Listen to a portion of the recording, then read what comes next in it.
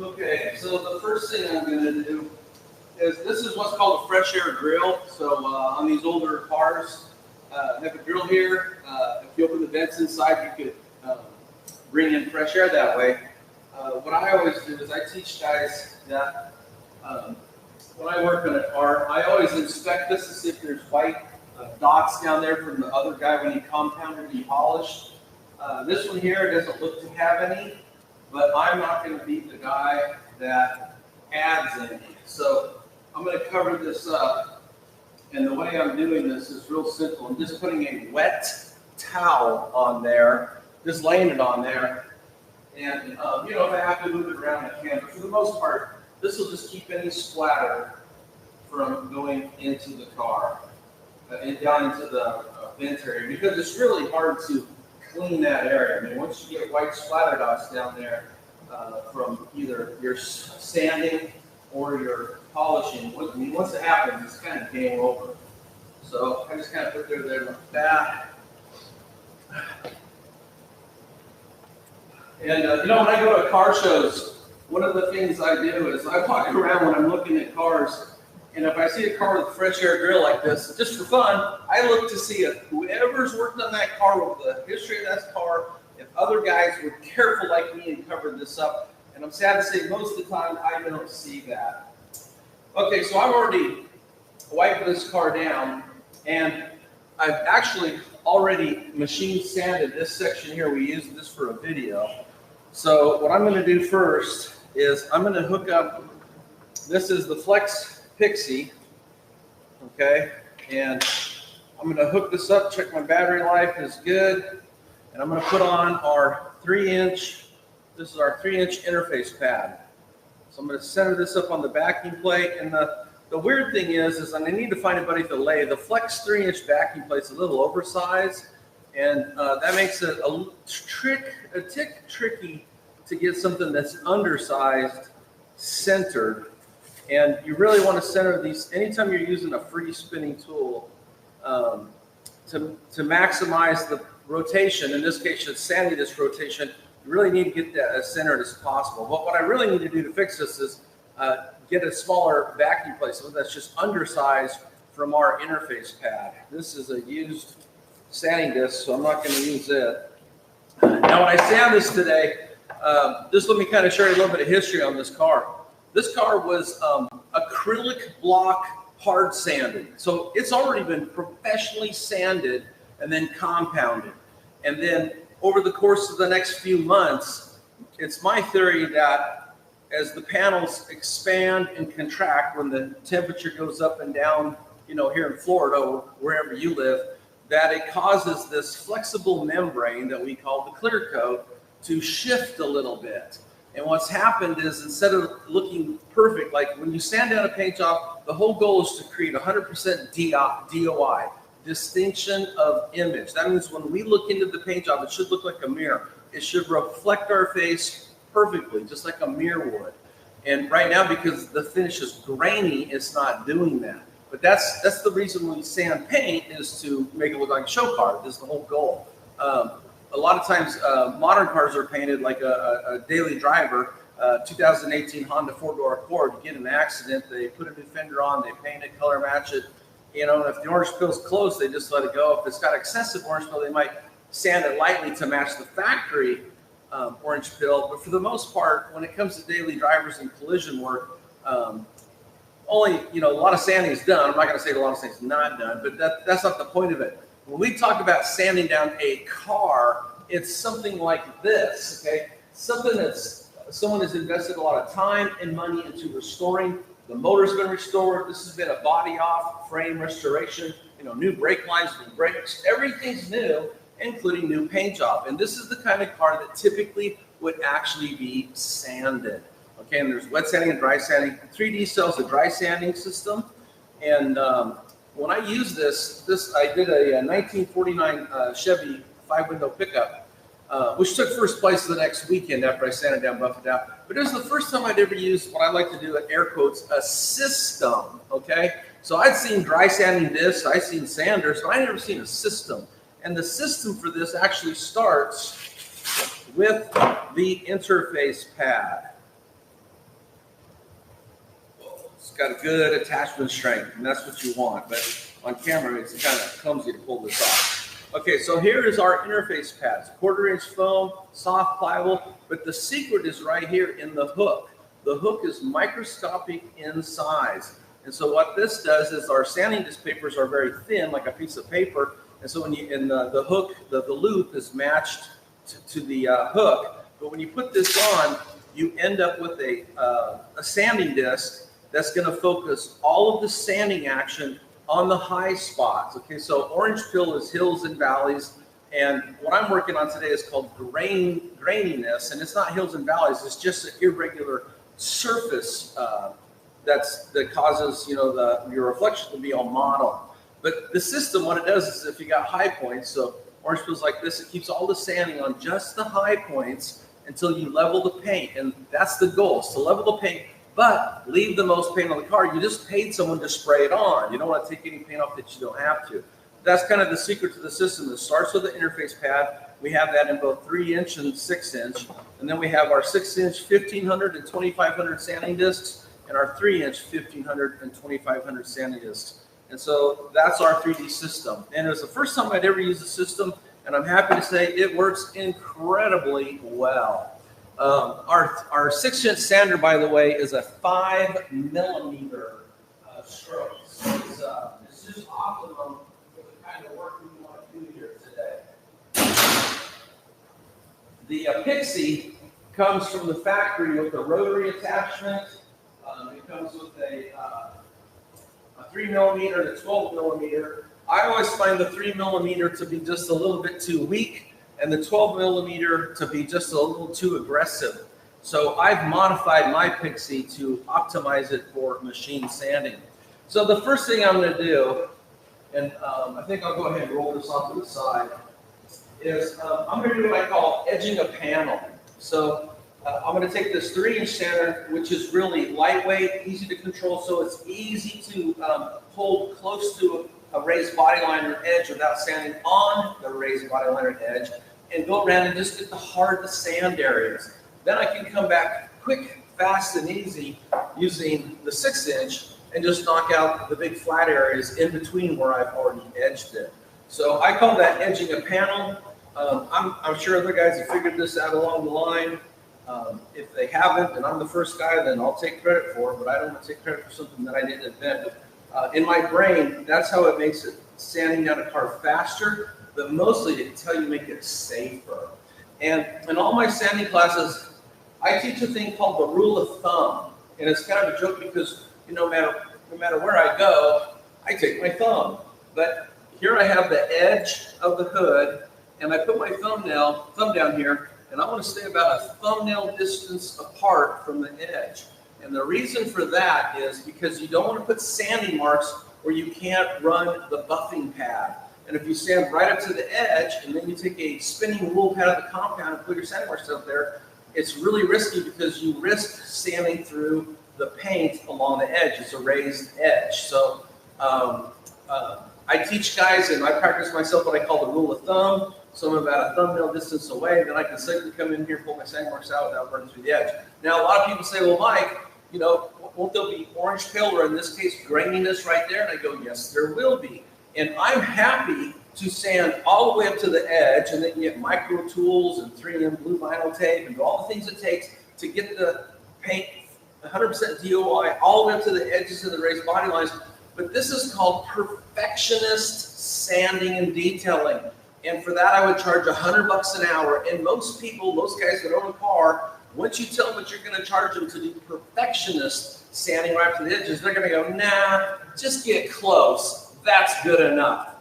Make sense? Okay, so like I know how to do that kind of work, but in the real world, it's very few people that can carve out that niche, that industry. Like Jason Kilmer, he's carved it out. But he invests so much time into the cars he sands down that, I'm just wondering how much money he actually makes at the end of the project, because it's very time intensive. So everybody can do it the way they want to. I'm teaching you my technique. It's called the rule of thumb. I say about a thumbnail distance away from edges. This is a raised body line. I'll probably put a strip of tape on here just so I can visually see it. In fact, I'll do that right now. But that's the system I use. I've never met anybody that is willing to step up to the plate and pay $100 an hour and tell you to go ahead and spend a year on the car if that's what it takes to get it perfect, because that's just not real world. Okay.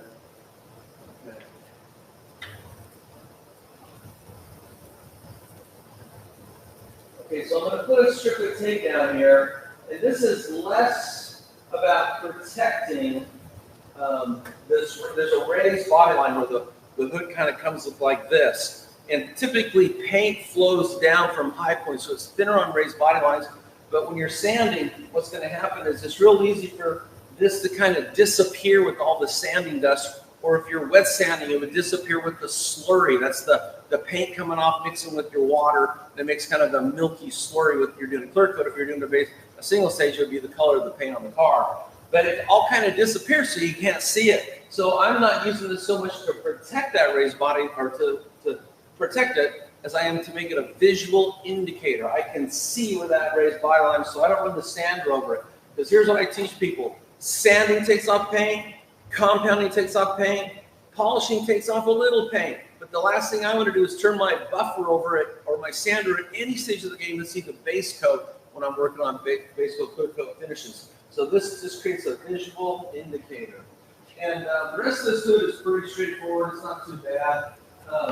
I wasn't prepared for this as well as I thought I would, but right here I've got about a 2-inch section right here. In order to sand this, I need to hand cut out some 3-inch discs and make a 1-inch and 2-inch. So I'm going to skip that today and just focus on this major part here.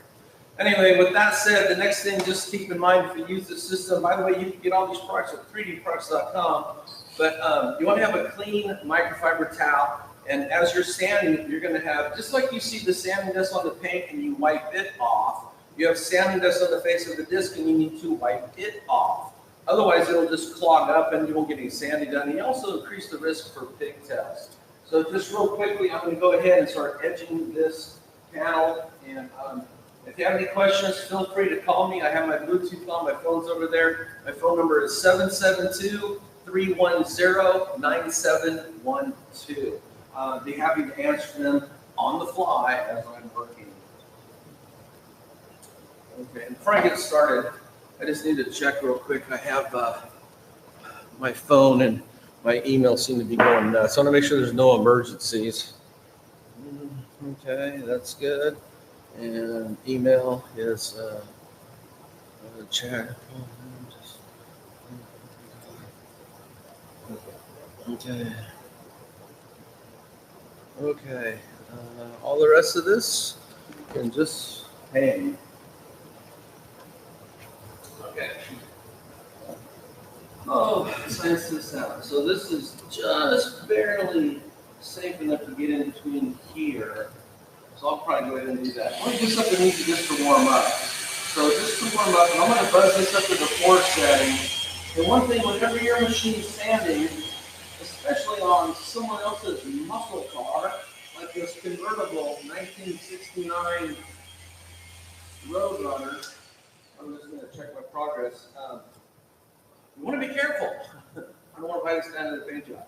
Okay, so here I went ahead and sanded it. And I don't know if the camera can pick that up. But see all the sanding powder residue? That's paint. I'm just going to hold my towel like this, just rub it across there. Now that paint residue is on the towel, and my disc is completely clean. And of course, I already wiped this. But you always want to wipe and clean your pad as you're sanding to keep this from loading up. Our sanding discs, by the way, do use an anti-loading technology that works really good, but you still got to wipe the residue off. Okay, so when I come down and look at this needs more sanding. Obviously, I just made one pass, but I did stay about a thumbnail distance apart. Got a little bit close here. And anytime I get close, I can always come in and work it out by hand. And that way I don't have a spinning pad on a raised body line. So.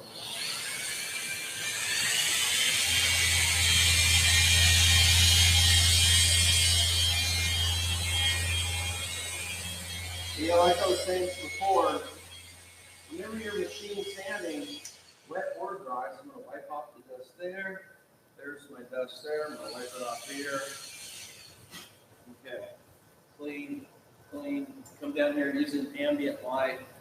it looks like I've got all the graininess removed right there. So now I'm going to go ahead, and this has, I'll show what you can see on camera, but this curves up here. So here's a raised body line, and here's a convex body line right in here, and about a ½ inch section here. So, but here's my focal point. So I want to say about a thumbnail distance away from there. We have the same thing back here, this nice beautiful body curve to this beautiful rotor. It kind of curves up. There's a raised body line right there. So again, sticking with the concept of edging a panel, doing the intricate, the surgical work first. Let me come in here and just machine down that. Oh, and then what I was trying to say earlier, anytime the machine's standing, keep the sander moving. Do not set it down on the thing and then hold a conversation. You want to keep it moving because it's taking paint off, you know. And this has a custom paint job. I talked to the painter, and he said there's plenty of paint on this car except for one of the doors. I think this passenger door. He said there's less paint on there. It's the same thing. There's about a thumbnail distance away from there, and that all of the graininess is gone. So when I look at that, it's nice and flat. And I can wear do the same thing here. Bump it up to the floor setting.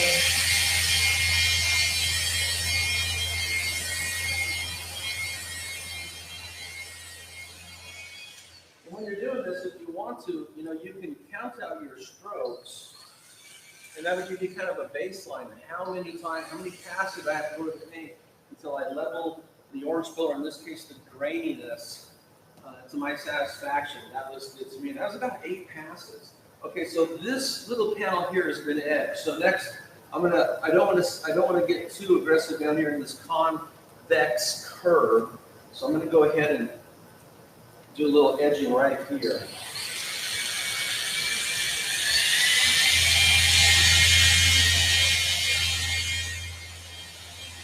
Four, 5, 6, 7, 8. I think that was it. It might have been 10. Okay. Okay, so there, completely fat level. Now we've got these. They're kind of like almost like look like a mock-up valve cover kind of thing on here. I'm not sure what Plymouth was thinking back then, but this is a component that bolts on here. And actually, when this video is over, I'm going to look to see if I can just unbolt these, and if it's not too hard, I will. But I do have a edge right here, so I'm just going to kind of edge it right there, bump it up to the floor setting, and stand around and get moving.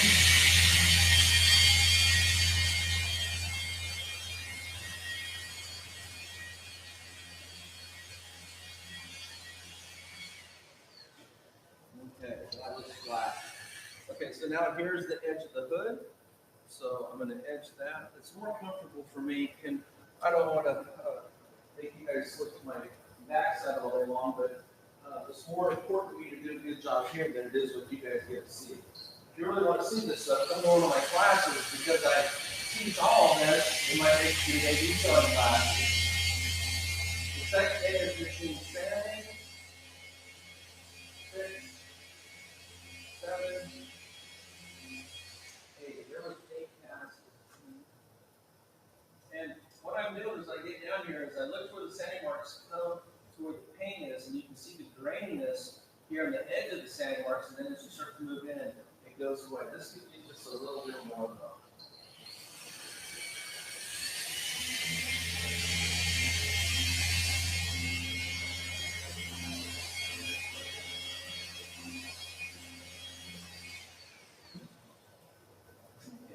That looks good. Okay, then we've got this nice gentle rolling waterfall curve that runs along here, but again, this is still a high point. Paint can be thinner there. Sanding room is paint, compound room is paint, polishing room is paint. So let's keep that in mind. So I'm just going to go ahead and do a thumbnail distance across here, and then start on the other side there. I'm going to speed it up. It's kind of hard to see, so.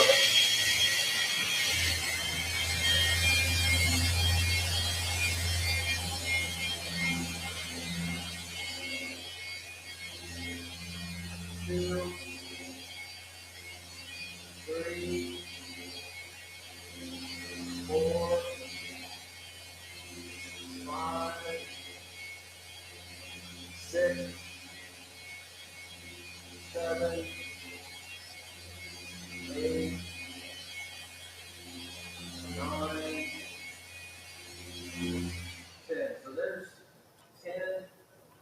linear passes. Look at all the paint coming off there. Let's clean that off real quick. And by the way, if you're doing this kind of work, you should be wearing a respirator, a dust mask of some sort. And again, looking down here, everywhere I've sanded is nice and flat. I'm about a thumbnail distance away from all those edges. Okay, so now I'm going to edge this center line right here.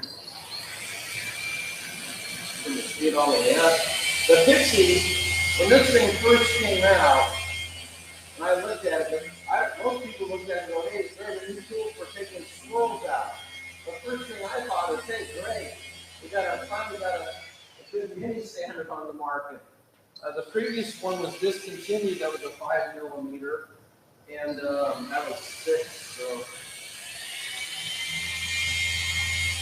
7,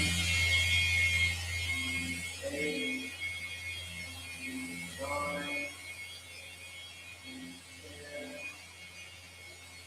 11, 12. And I'm finding it's about 12 section passes that's really getting this down flat where I want it. But there was another 5mm corded swirl remover on the market. It was a Brios tool. And I never, I saw all the comments. Look, I've run forums for over 20 years. I see all the comments out there, all the questions. And so nothing really surprises me. But all the guys always say, well, this tool's too weak to pull swirls out. And, you really had to work at it to make it a swirl remover. And I always said, well, while they're available, buy one in case you ever need to do machine sanding like headlights. And, I don't know how many people listen to me, but now they're gone. And there wasn't really another good tool until this thing came on the market. And it just had to be modified a little bit for sanding. Okay, so.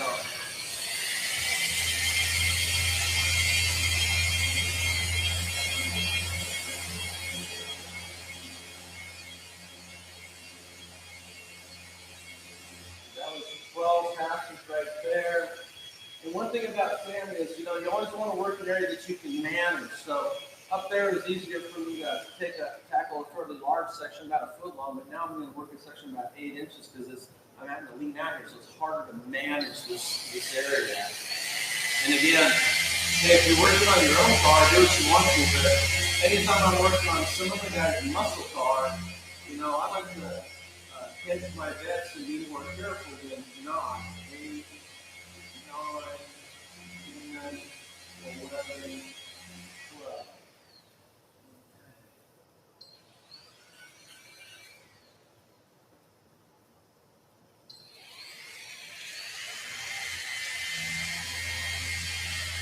Two, 3, 4, 5, 6, 7, 8, 9, 10, 11,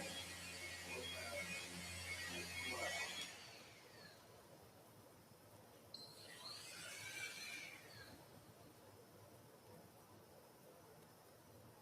Yeah, that looks good. I'm going to get a little bit closer to that line. Just because I know it's in there.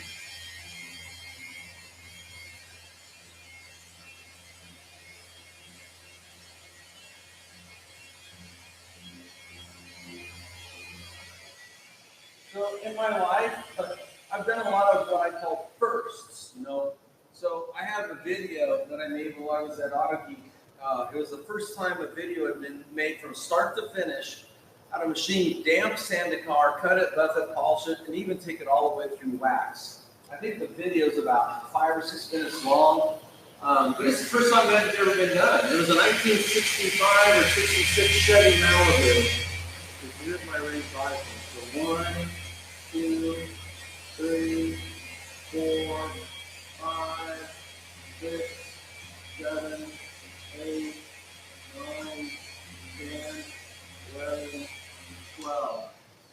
And that's the first time I've ever been done. A couple weeks later, McGuire's did it. If you watch their video and watch my video, the difference you see is when I did it, I was all by myself. And when they did it, they had a team of about 12 guys. But that was the primary difference. Okay, so that looks good. Okay, and I can't get this and this until I come back and actually take a pair of scissors and cut out a smaller interface pad and cut out my own sanding discs, which I will do. Okay, so next I want to hit the tops of this fender here.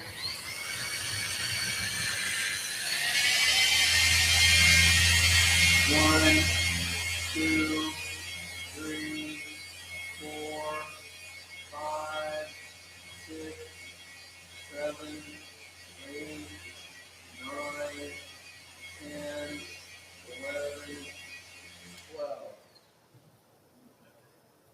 That's good. 12 seems to be about the sweet spot here.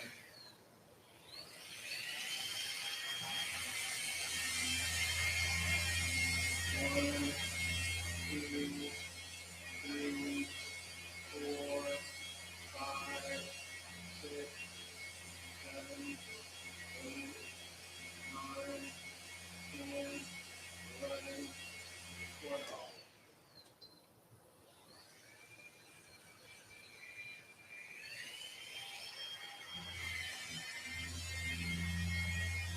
One, two, three, 4, 5, 6, 7, 8, 9, 10, 11, 12.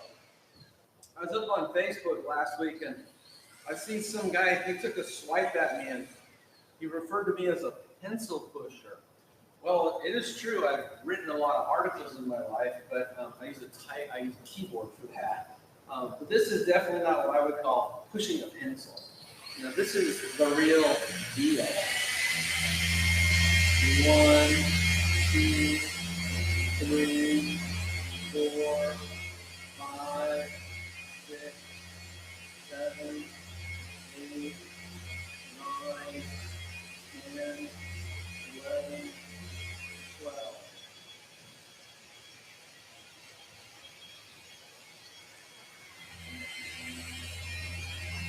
One, two, three, 4, 5, 6, 7, 8, 9, 10, 11, 12. Okay. Getting into here, this gets, let's see. This just barely fits in there. 1, 2, 3, 4, 6, 7, 8, 9, 10, 11, 12. I can knock out some of it. I am actually right on the edge. Now I got to come back and be very careful. I'm good at that too. Okay.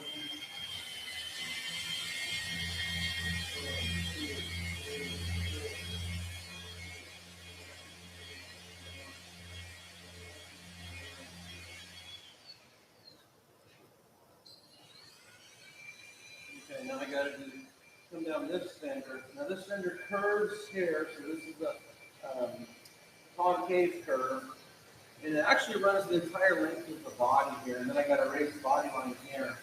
So this will actually just take a little more sanding through that curve. It's going to slow my sanding this curve getting from there.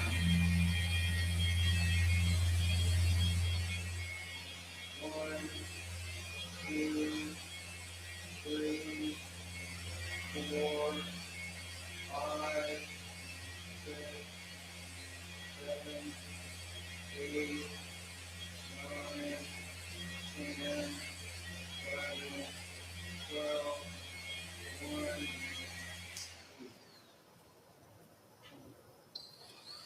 And I have to hit this at 2 different angles. 1, 2, 3, 4, 5, 6, 7, 8, 9, 10.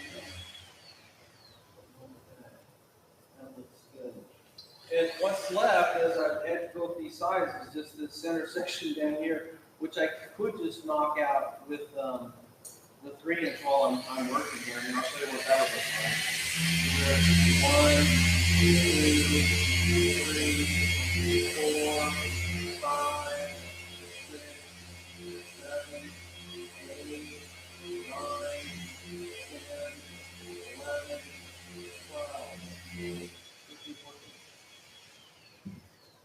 My key thing is just, inspect, just any area that needs more sanding to flatten out that paint, like right here, the little high spot. Just gonna come back in and just kind of feather it a little bit.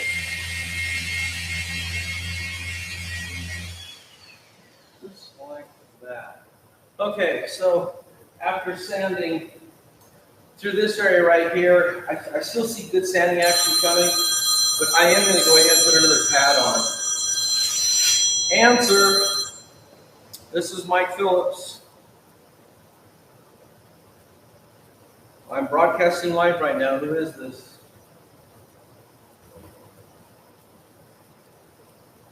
Okay, yeah, if you go to my YouTube channel, you can see me sanding down a 1969 Plymouth Roadrunner with a 3D dry sanding system, live. Yeah, let me walk back and see if it's still live. It's the first time I've done this, and there always can be problems. Yeah, it looks like it's still going live. I'm sitting there sanding down a car. So, hey, give me a call back later. Whenever I'm not sure I'll be done with this with the live stream, obviously will be turned off. Okay? I'll be happy to help you then. Okay, bye now.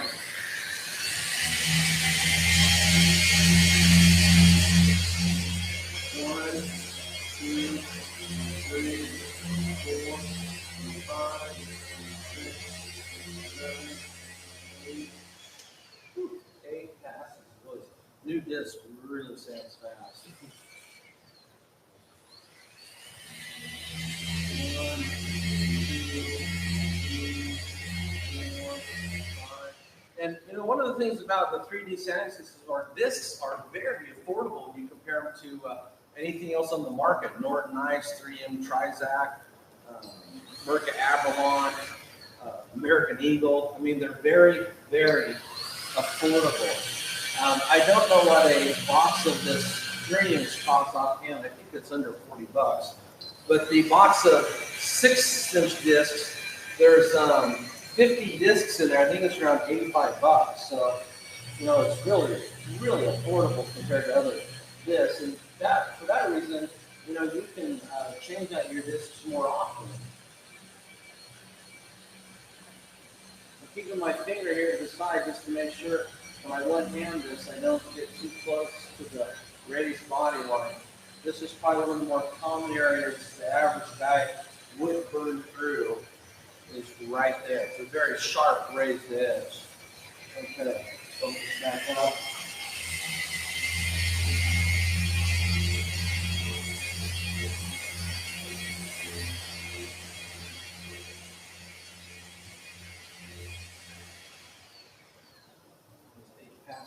Beautiful, beautiful.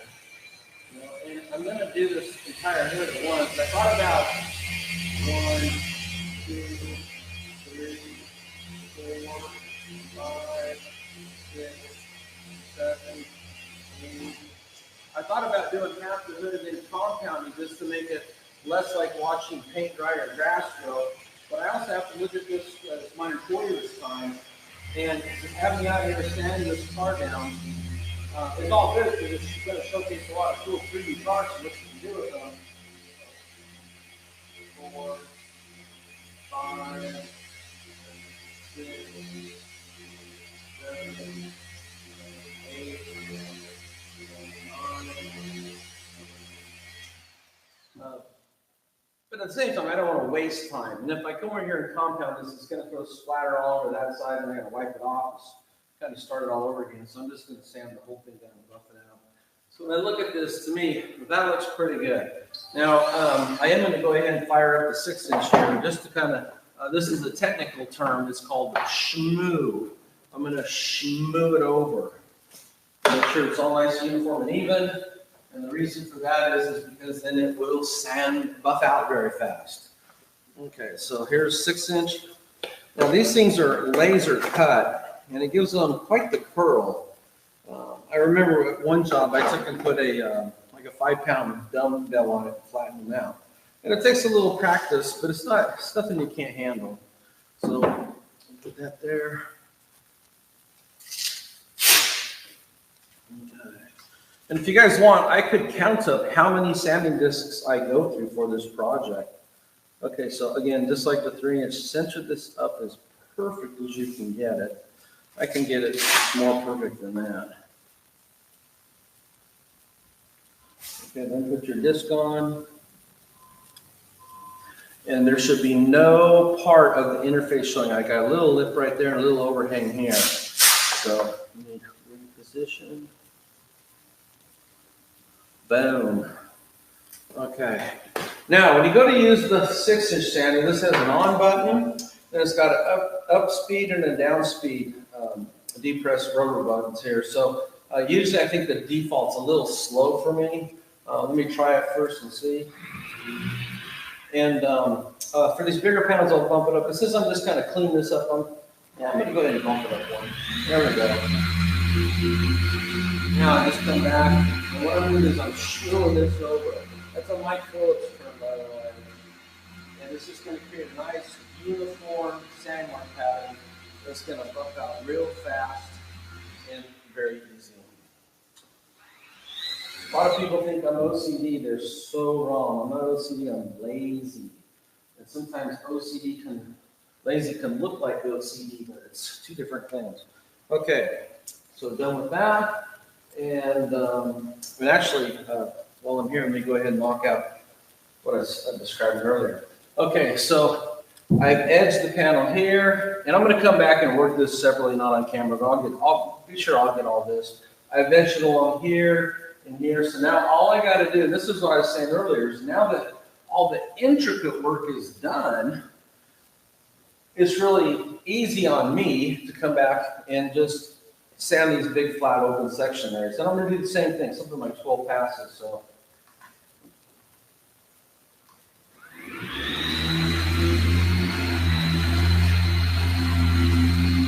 One, two, I can already see I'm pulling tons of paint on it. So there's 2.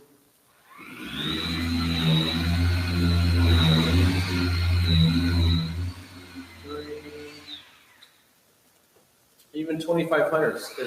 I'll show you this amount of paint on there. It's cutting really fast. Okay.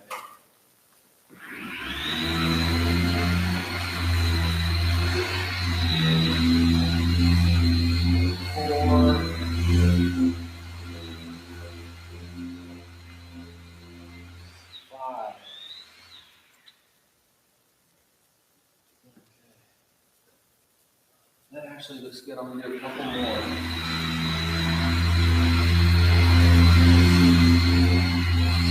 6, 7.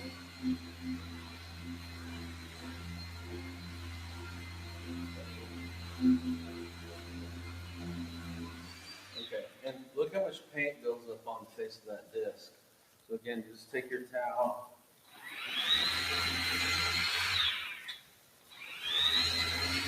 Clean it off just like that. Always wipe your residue off for it to go right back on the face of the disc. And that, my friends, looks beautiful. Okay, continue.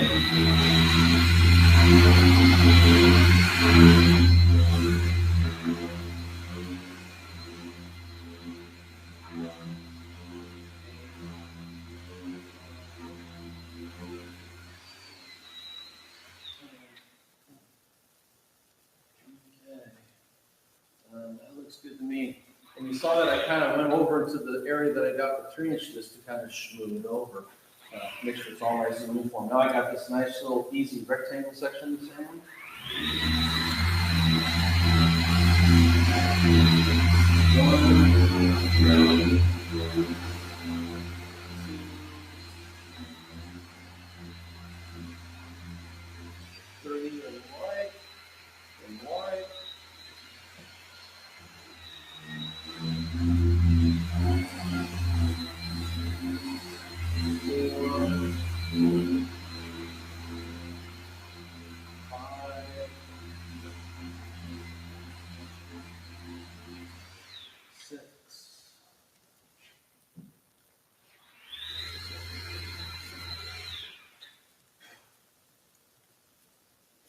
Yeah, I still got some graininess there.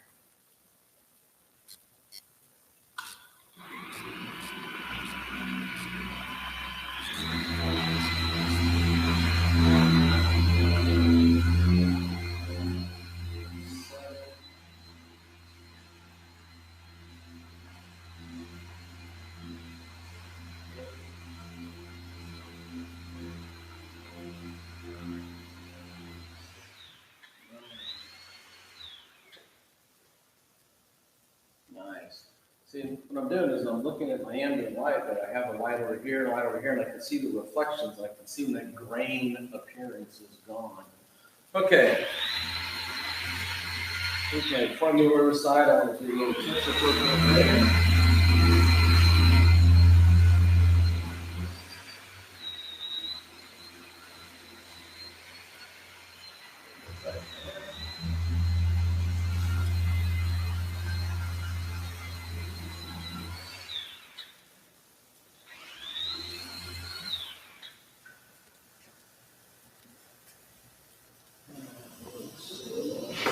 Oh, good.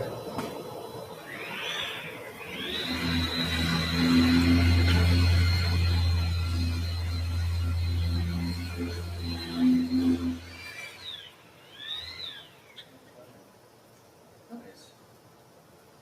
Soft, like sun. And let me blow. Okay,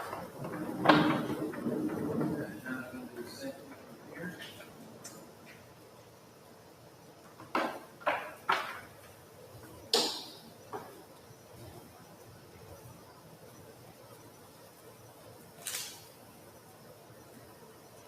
Okay,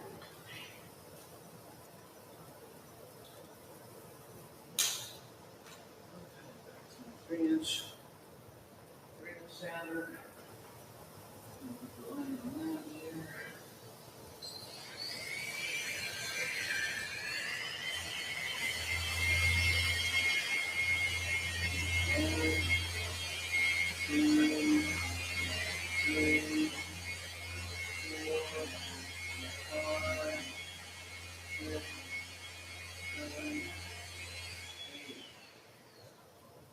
New disc cuts fast.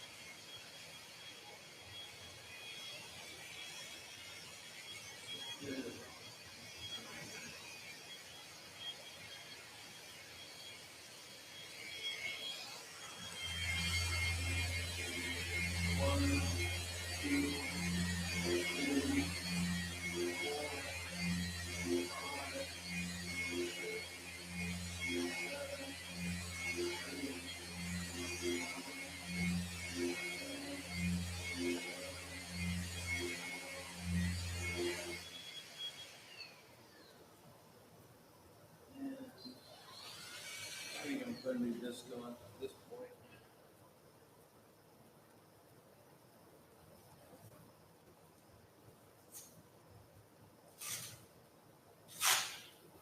Really good attachment. Okay.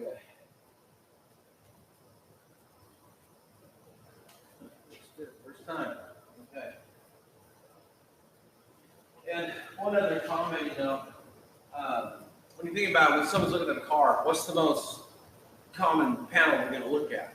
The primary panel, the hood. So, you know, you always want to really do a great job on the hood. It's not that you don't want to do a great job on the rest of the car. It's just you want to make sure you knock that hood out. 4,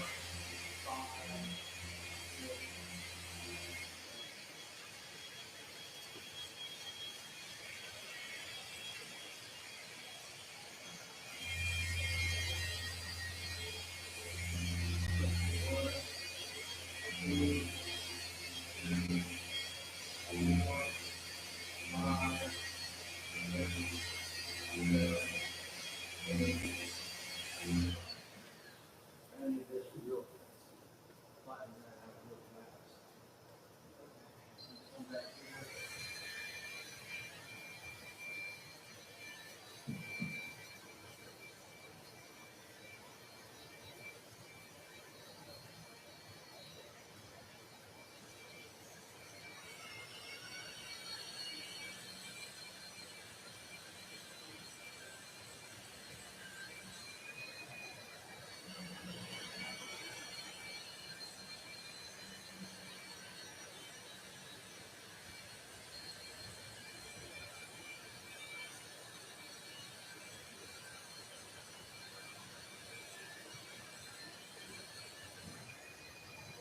Keeping on speed 3 back here to get this towel around the wiper arms. You know, for me, seriously, the most important part here is to do the job, but also not make any mistakes. Mistakes are never fun. All right, that's good. And the pixie here is just so easy to control. You're doing these small intricate panels like that. With this.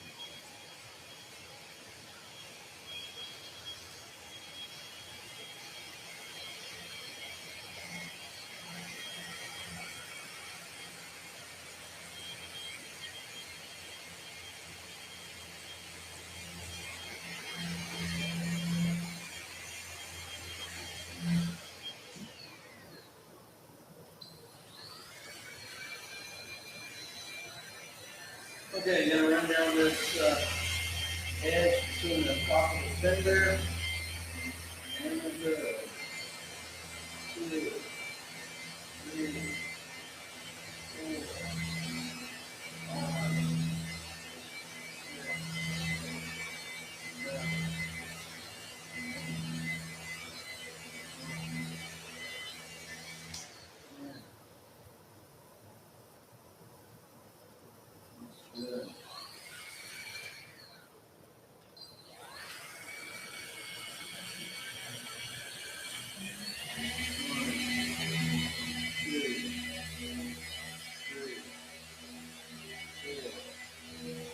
5, 6, 7,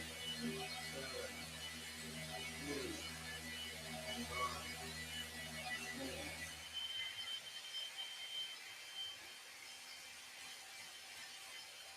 Okay, so I knocked out the edge next to the hood.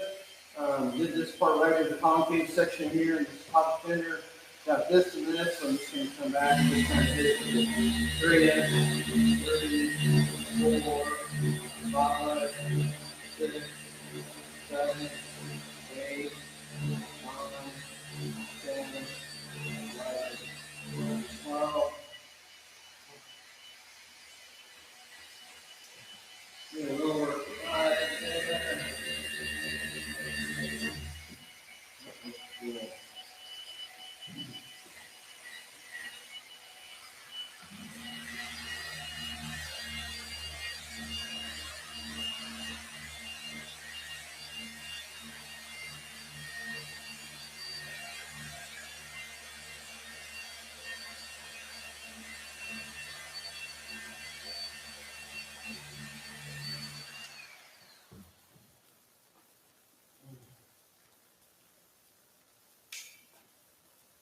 Okay, time to run the battery.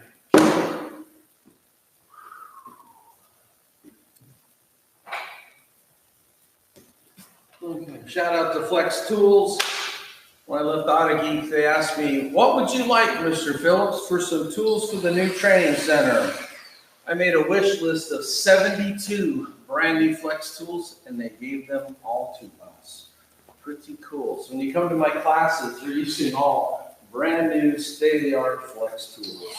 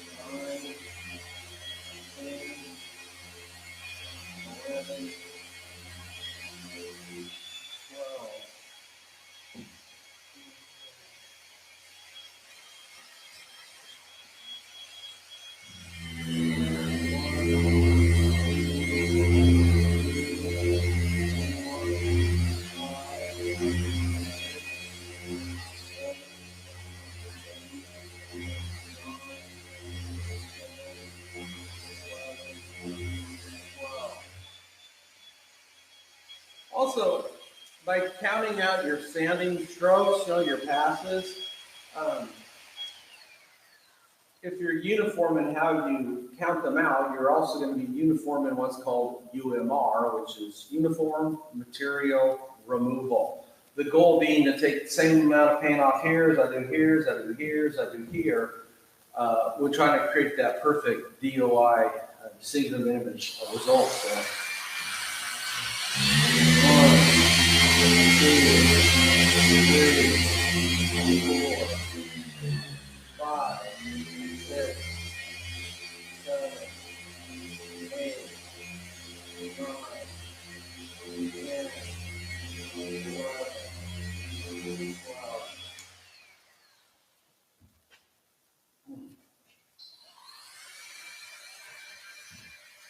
Okay, I need to come in here and do a little finessing.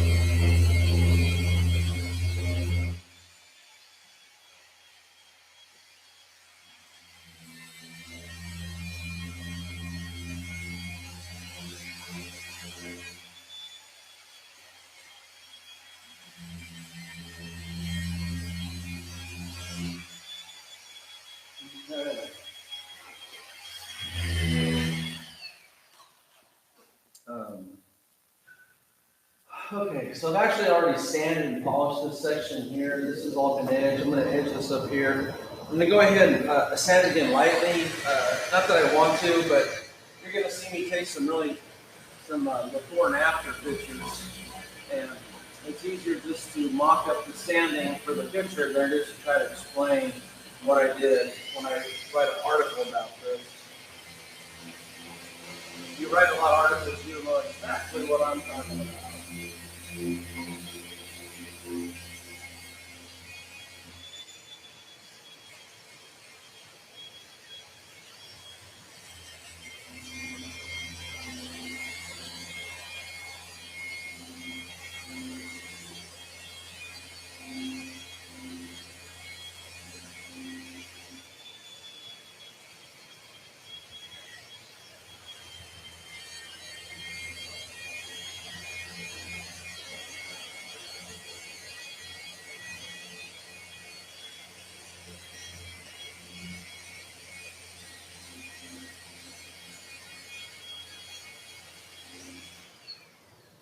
Okay, that's edge, that's edge, that's edge.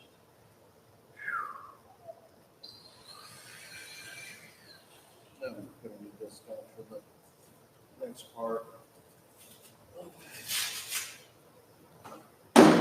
1, 2, 3. So 3 discs, 3-inch sanding discs for the edging of the hood. And this is still the first disc for the 6-inch disc.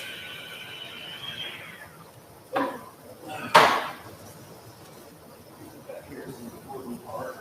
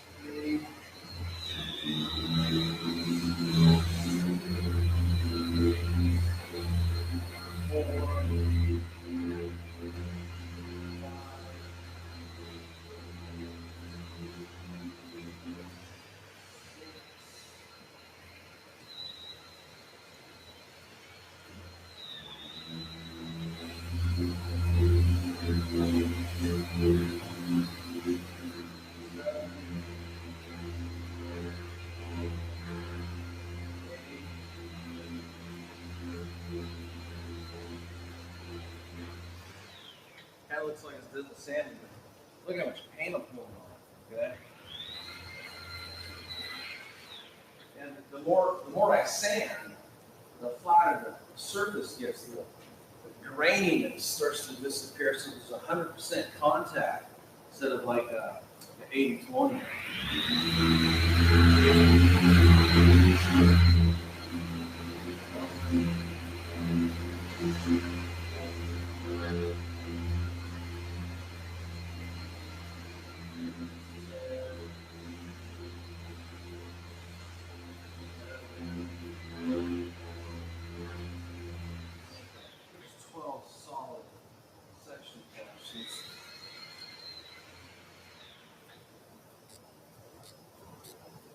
That looks good. And then again, if you just joined us, what I'm looking at is I'm using the overhead tube lights, and they're a straight line. What I should see is a very straight line where the light's reflecting the paint. Before, there's a graininess, and it's really hard to capture with my camera. I've taken some pictures, you know, if they look good, I'll show them, but it's really hard to show with the camera. It's better to see in person. Let me kind of smooth this over.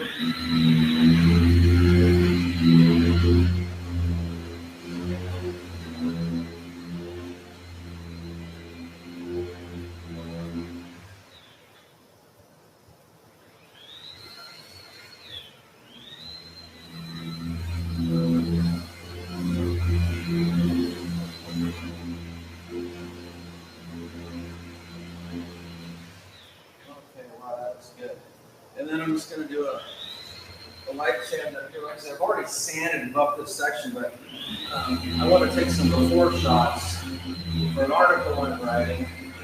And it'll look better if the whole layer is sanded versus this one section look all shiny. And it takes a lot of typing to try to explain it. And in today's world, people won't read. Everybody likes a 20-second video on Instagram. So, I think I know that's what I need from an article. Then people watch it.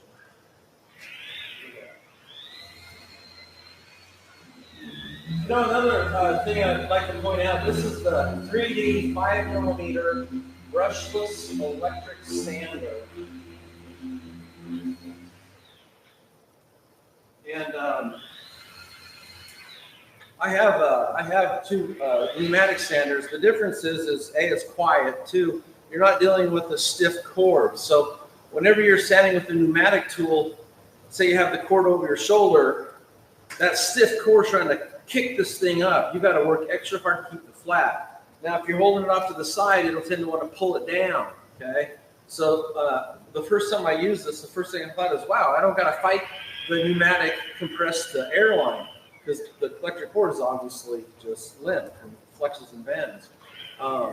So I think it's really nice. 5mm is like perfect for just general sanding. You know, a 3mm or 3/16 would be a finishing sander. 8mm, 5/16. Maybe go up to 10 and 12. That'd be like a real rough cut sander. But for this kind of work where you're trying to do precision work, and you really you don't need anything that's that big of a stroke to flatten down that graininess. Anyway, this looks good to me.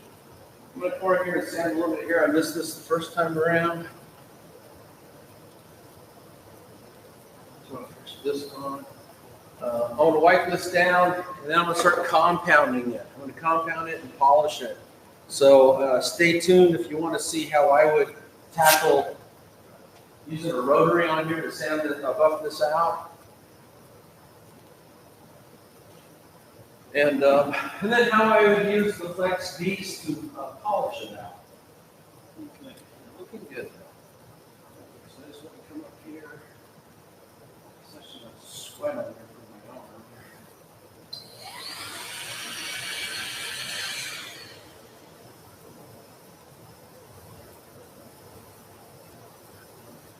Some kind of booger on there. Okay, it's gone.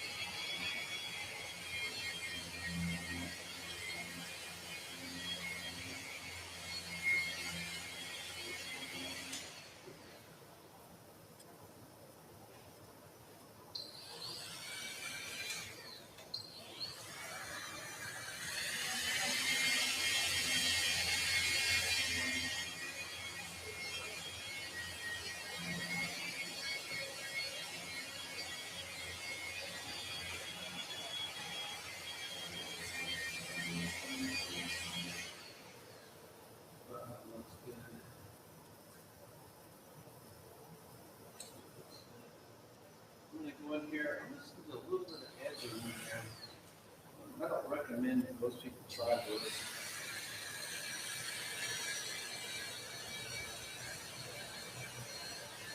So this 3-inch Pixie is actually fairly easy, fairly safe.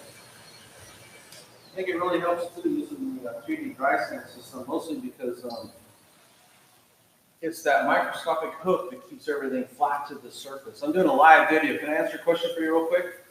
You need to look up. The Corvette? No. Okay. What is it? I have a couple of cars I need to look. Okay, is there any way we could do this at a different time? I mean, if you want to come out here and talk to me, but I'm live on camera showing people how to dry sand this 1969 Plymouth Roadrunner, which is, you can probably tell, ain't no Honda. So it's kind of a cool car, it's kind of a cool project. Do you have something for me to actually look at out there? We'll tell you what, why don't you open the garage door and have them pull it in here so I'm not so far off camera, because it's a long walk getting it out there. Thanks, bud.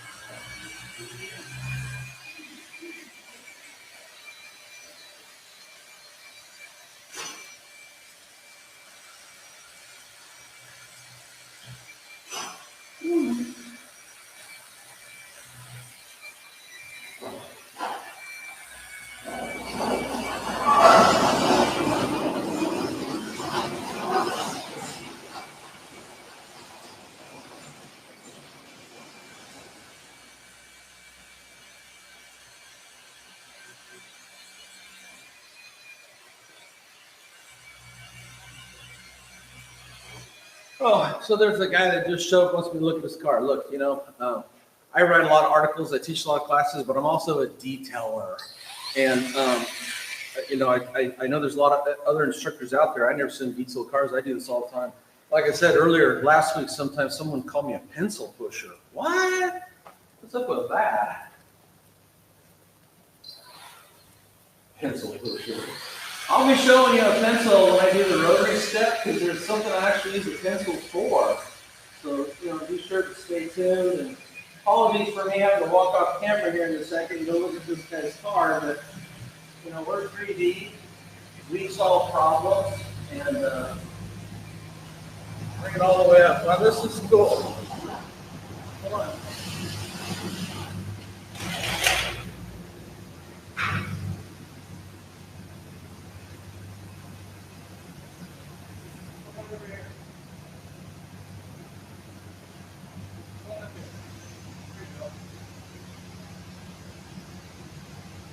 That looks good.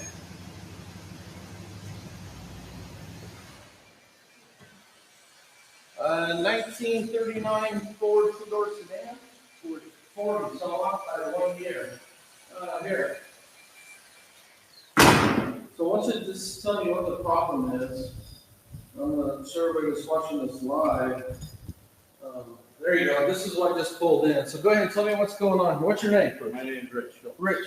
I think we met before, haven't we? We have many times. Yeah, okay.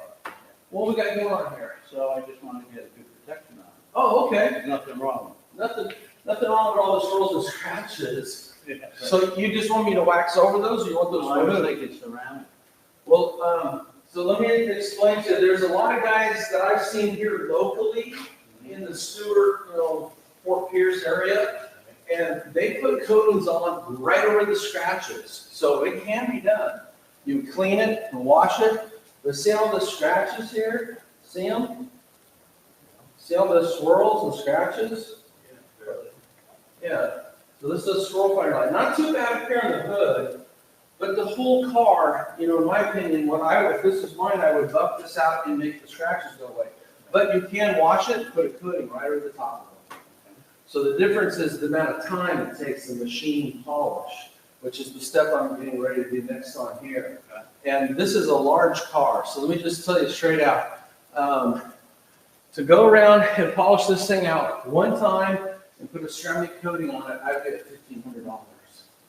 You know, it's just because of the size. Look at the roof. In order to do the roof, I got to knock this thing down and move around both sides. Yeah, that's a lot of work. Yeah. Yeah, I'm sure you have. It's like doing a small house. But anyway, that's what I'd be at. You know, if you just want a machine wax, you don't want string coating, you know, something like $900. So, 15. Yeah, that's a lot of car. I just did two 1940 coupes. I did one for Mike Stowe. I'm having dinner with him tonight. Okay, and I did one for David Chambers. Yeah. You know, those were 1,500 and they were small. That's got you a good deal because I could tell I was sticker shocking you. But I'm really, How you know, far out are you? oh, you know, another week or so. The hard part is right in here when you go to buff. I mean, these are the hardest areas to buff right here. The rest of this, you know, it's not too bad. Any place you got a thin panel, but yeah, if you come look right here, see all the swirls and scratches. And let me show you something else. I always like the guy that owns the car to do this. I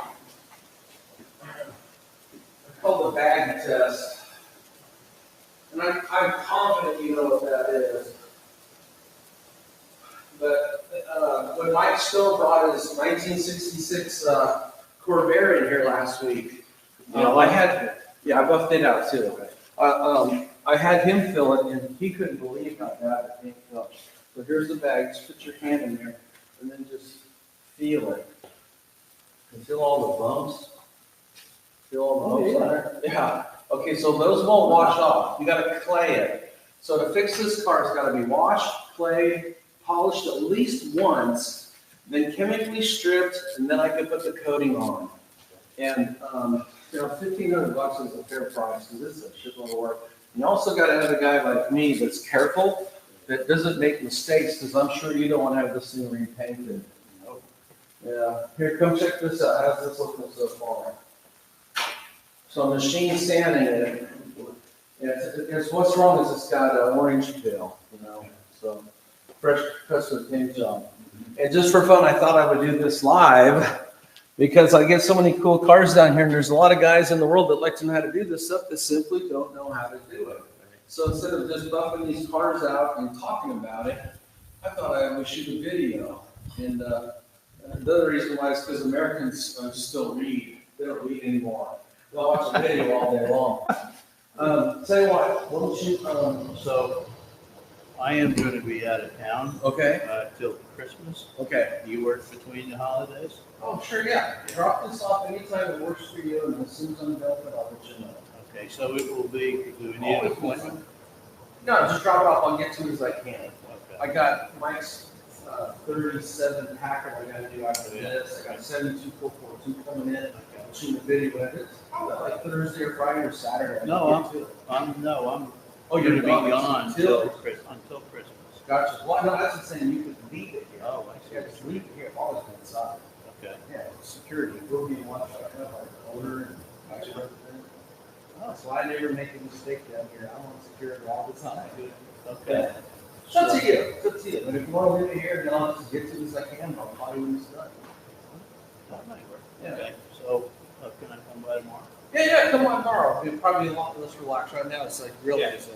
Okay. This is like I said, this is the first time I've ever done this. Thanks for doing the video. Thank you for taking me to school.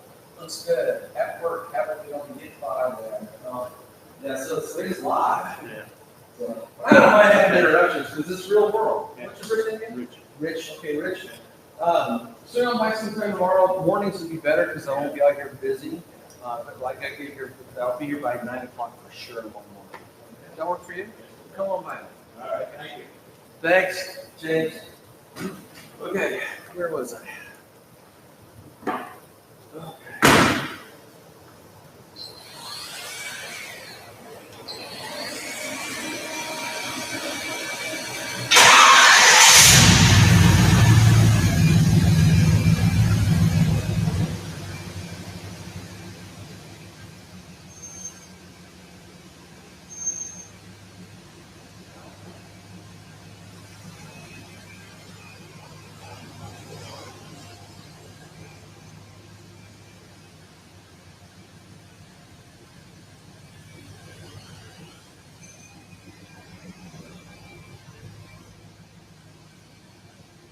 Cool 1944. By the way, I've got a bunch of those in my life. They're not too hard, but they're very curved They got big rounded fenders.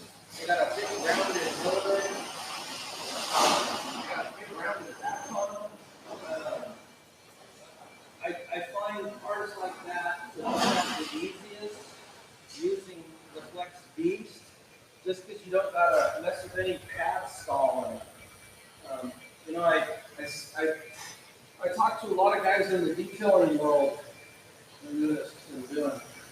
about their different tool choices, and a lot of guys always say to me, I mean, this is a really common content, is how do you get that done so fast? How do I work so fast? How do I get anything closer?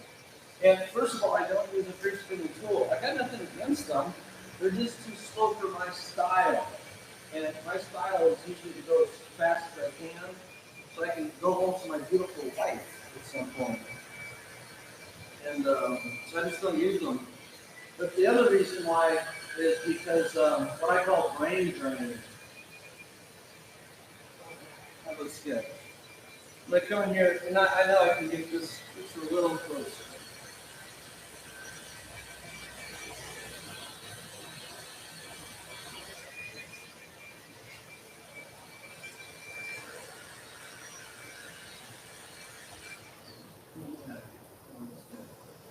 Brain drain. And, you know, all you guys that use a free spinning tool, most of you probably take the Sharpie marker and mark the side of the pad, the backing plate, so you can see if the pad is rotating. And then if it's not, you adjust how you hold the tool or turn the speed up, or I don't know what you do.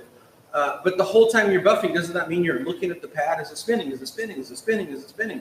So if it takes you 4 hours to buff at a car, for 4 hours you drain your brain. And I just didn't do that. I grabbed the Flex Beast, the Super Beast, or the Sea Beast, and just go nuts on the car. I just get it over with. And put your phone away, it'll save you a lot of time. Okay, so that's sanded. I'm gonna get the front here real quick, and then I'm gonna switch over to the rotary step. I'm gonna use this. I get rid of this stuff. And I need this cart. This, by the way, is the Grit Guard Universal Detailing Cart. And I call it my walker. I'm getting old, so I call it my walker. Get this out of the way. Okay. And chair.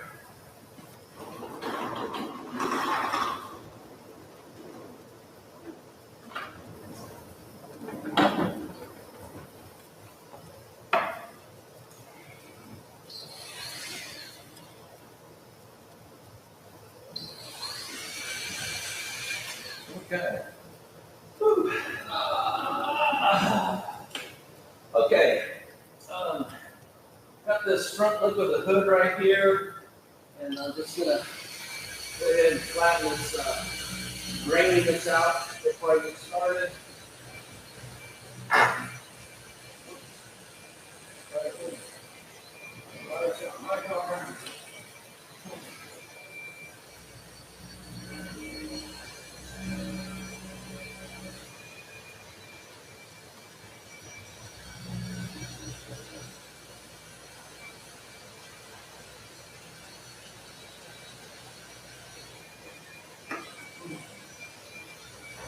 Sorry, all you can do is see with that, but what I'm going to do is just kind of sanding.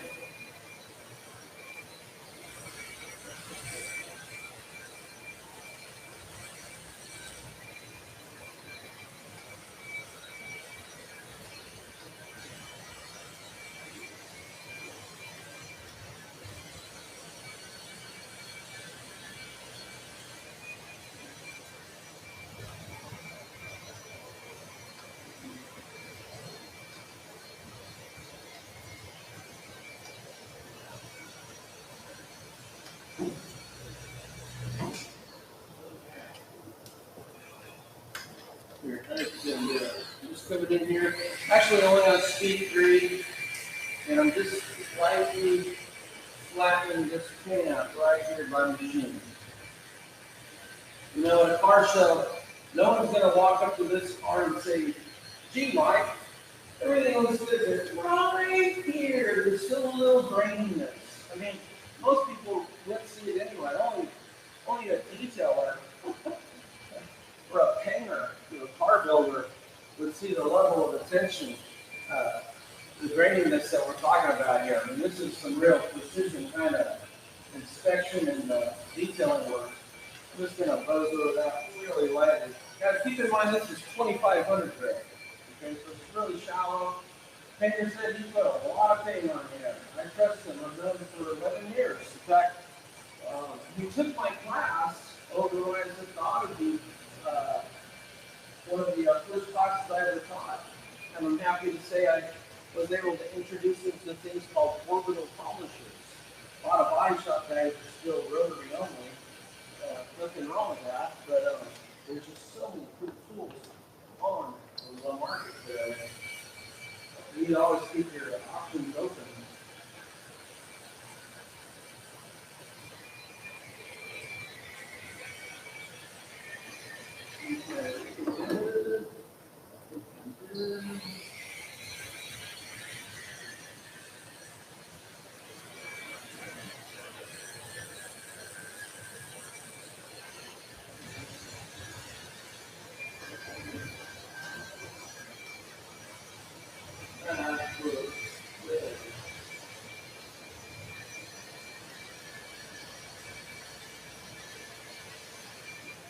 Okay, now, this thing's sanded down as far as Mike Phillips wants to take it. You guys out there could probably go further. But for what the customer wants, this is going to be more than enough. I'm going to touch up a little few areas up here, but I know I'm going to be compounding anyway, so I might as well flatten them out a little bit.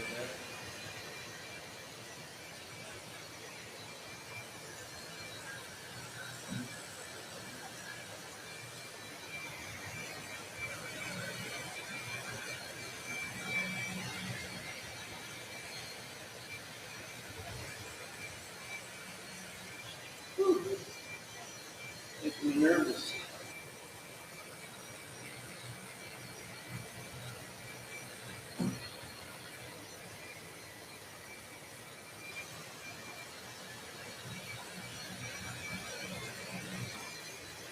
Beautiful, beautiful, beautiful.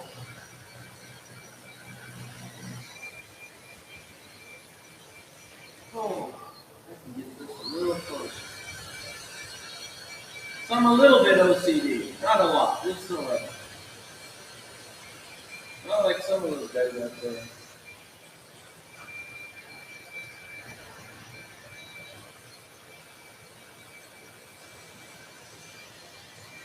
Much better.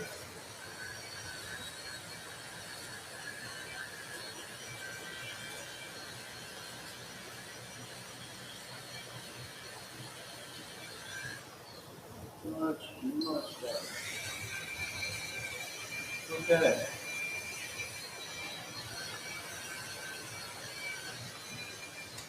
All that good.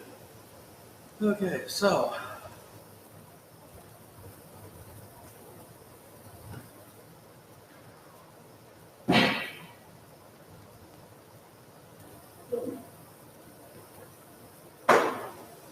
Okay. Next is pulling out my sanding marks. Gosh, I started detailing back in the 70s, and we always called this step compounding followed by polishing. And then someone came up with the neat idea to call this paint correction. I actually had a guy call me and goes, Mike, I got this Corvette out of Orangefield, paint correction, fix that. And, you know, I'd already buffed out a whole bunch of Corvettes for this guy. And I said, yeah, but this thing you're talking about, paint correction, is the same thing I do for all your cars. It's compounding and polishing. You know? So one other technique I wanted to share with you was right here in the middle of the hood, where this hasn't been sanded. If you don't do something to that, if you look really close, it's not going to look right, okay? Just because you've disrupted this whole uniform layer. And so what I usually do is I wait till I have what I consider a fairly worn out disc, and then just get it real lightly. Just real lightly, just to kind of knock down any gloss.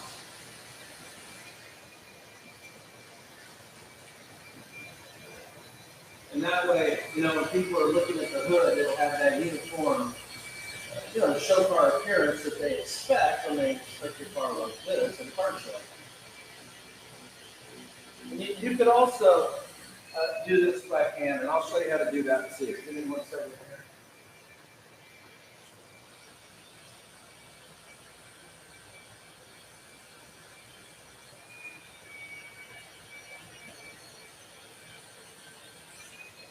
Okay. And then to do that by hand, I would just take my interface pad off, clean my disc, and then just come back and just by hand, just knock down that gloss. Same idea. It's just any place you put tape and then sand around. And you guys that are body shop guys, you know what I'm talking about. It just doesn't have the same look as all the paint is sanded, not just because of the peel, but just generally just because it's just like virgin paint compared to all the rest of the paint.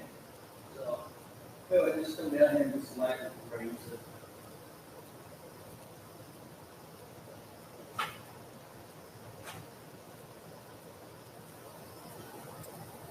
Just like that. And if a guy wanted to, he could come back and, like I said, these mock valve cover looking things, you could lightly graze those, but I am not going to go that far on this car. I have the whole rest of the car to send down and jump out, and those are some areas that are just too complicated and too risky, to be honest. Okay, so the next thing is just got to fire up the full pad, our rotary.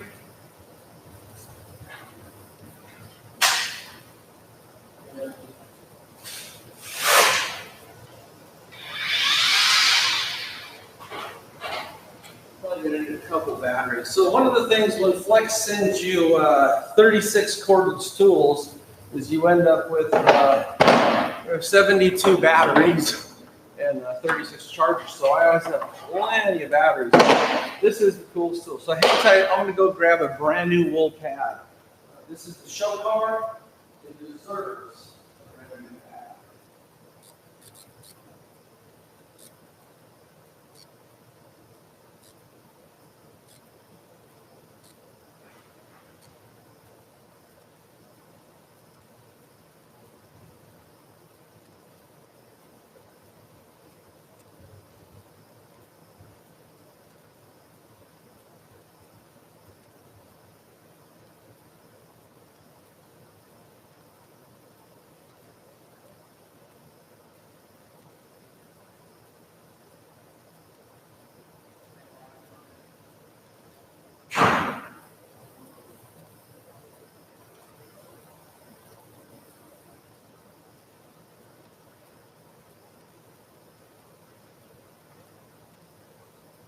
Okay, this is the 3D Extra Cut, big old X Cut Premium 100% lamb's wool pad.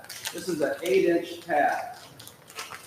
And this thing, it really cuts fast. You know, at SEMA this year, every time I go to SEMA, you get a brand new painted hood to work on. So, you know, the question is, do I know if the paint on the demo hood is hard or soft? And the answer is no, I've never worked on it before. So then before SEMA starts, pretty close for the first try. Before SEMA starts, you know, I'll always do some testing. I'll be sanding and buffing to give me a feel for how hard or how soft the paint is. And this is important because when you're demonstrating on black paint live in front of people, you got to have your dog and pony show dialed in. You got to have it perfect. You can sand it, buff it, and watch people go, wow, look at that. So, of course, you know, I dial in my process, and I didn't know that what I found out was the paint was really hard. It makes for a horrible demo. And I was using it with our white cut pad, and I switched over to the yellow pad, and it just made the whole demo go quicker, faster, easier. So this is the Extra Cut, and it does cut really fast, but it leaves a nice finish. Okay, so what I'm doing right now is, first, a lot of people ask me about this. This is the PE-14 cordless rotary. This is the 3D easy switch connect system for backing plates. It's got this spring-loaded attachment that fits onto the rotary.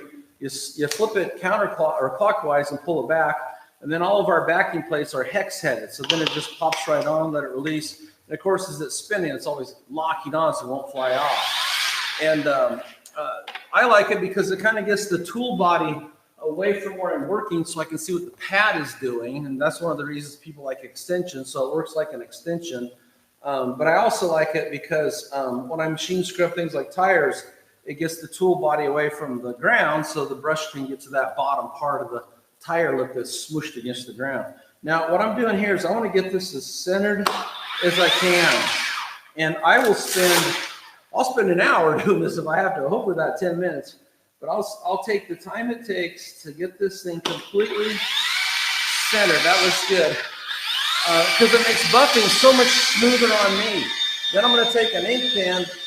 I'm just going to take and put this right there next to the backing plate and mark the back of the roll pad. So in the future, now it has a line there. It'll be faster for me to put this on and center it up. Okay, so that's that. Now, to compound this at this time, and when I say that this time, that's always because things can change. But 3D has 3 different compounds. So we got the 500, we got the 510. Let's see if I got 501, 510, 500. Let's see. Let's talk about things I like to have them all on.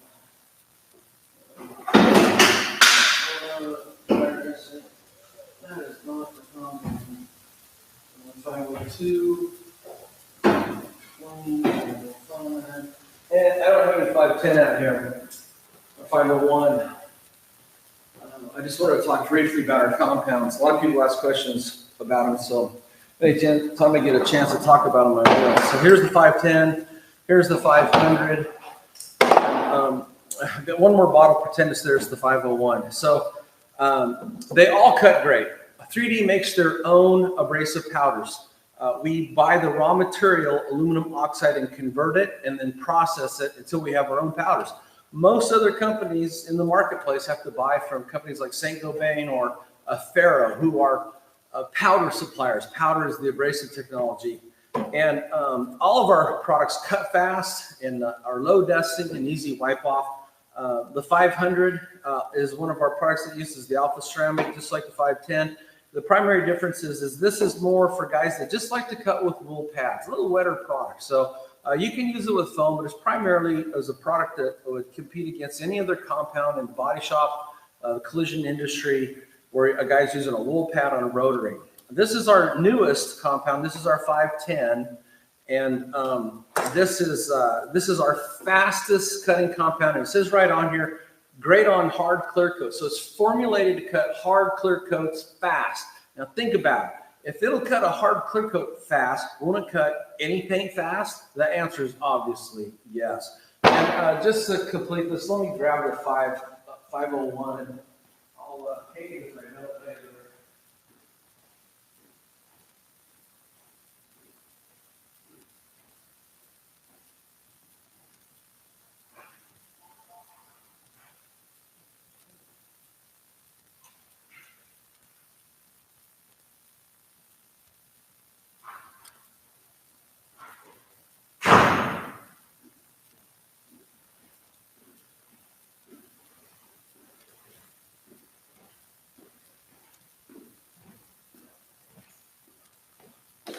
Okay, so here's our 501.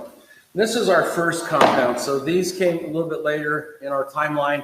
501 uses our adaptive abrasive technology. So the easiest way to explain that is this gets us cut from both the abrasive powders and the formula, where these rely primarily on the abrasive powders. So part of the cut is coming from how the formula interacts with the paint on this. All of them are great compounds that all cut fast. Me, when I'm cutting, I just want to go as fast as I can. So I'm almost always grabbing 510. Okay. So, it's a lot of work. It'd be easier to just do this and not show everybody on a live video if you have to do it. But I like to share stuff. You know, I'm not afraid of my knowledge level, my skill techniques. So, 510. I think I was going to show you the pencil trick. So, to start, since I got this really nice, easy to buff area, I'm going to lay down a strip of product about the length and diameter of a pencil. And I got a pencil. Let me get it. I'll show you what I mean.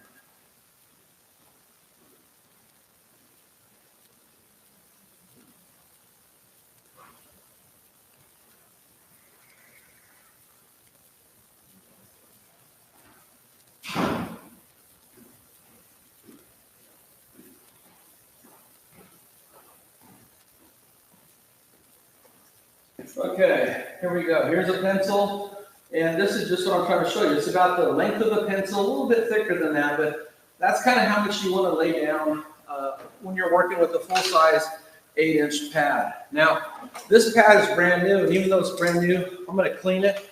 To clean your pad, take your rotary, lock it against your 80.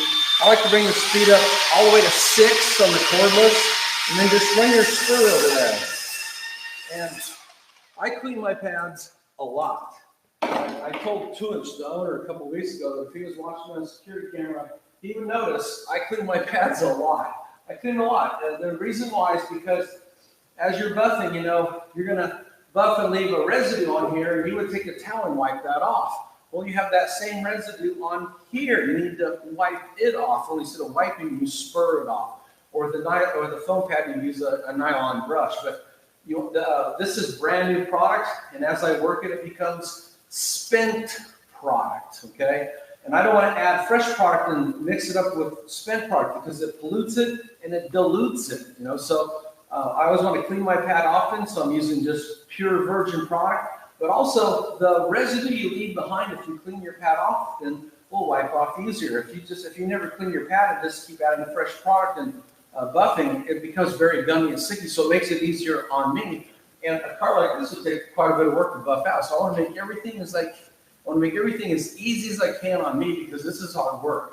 Okay, so I got a full charge. This is called the 10 technique. I show this all the time. You lay the pad down flat. You're going to pick this up about 10 degrees. And I'm going to run that strip in at the 10 o'clock mark. What's going to happen is because as we look down on the rotary, it's spinning clockwise. It's going to pick it up, pull it into itself instead of throwing it everywhere. Then I'm going to lay the product out, and then I'm going to start buffing. I'm going to go up on edge a little bit. And the reason I go up on edge is because it's easier to control the polisher. And again, for hours, I need to make this easy on me. I see guys all the time say, Mike, you're supposed to hold the pad flat. Hey, if you can hold the pad flat, you're a better man than me. And I'll tell you one thing, I teach boat detailing classes. And when you're working on the side of a boat hole, and boat holes don't go like this, they go like this, V-shape. There's no way you can hold this flat and cut with it. You're always going to go up on edge. So, and that's what, just to get the job done and make it easy on you. So I tell people, I don't care what your technique works for you, go for it. But I'm telling you, I've been in this for a long time.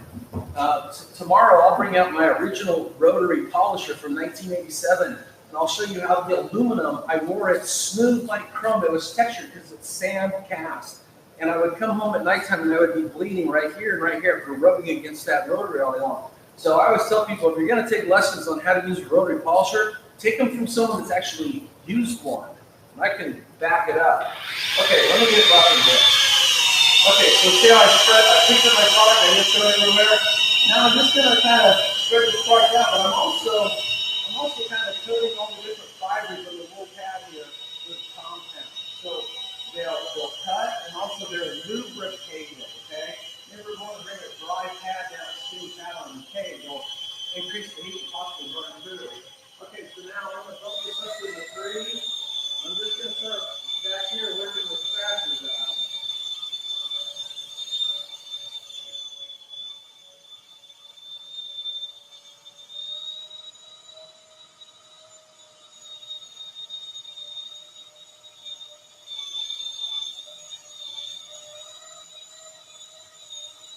That's just fast.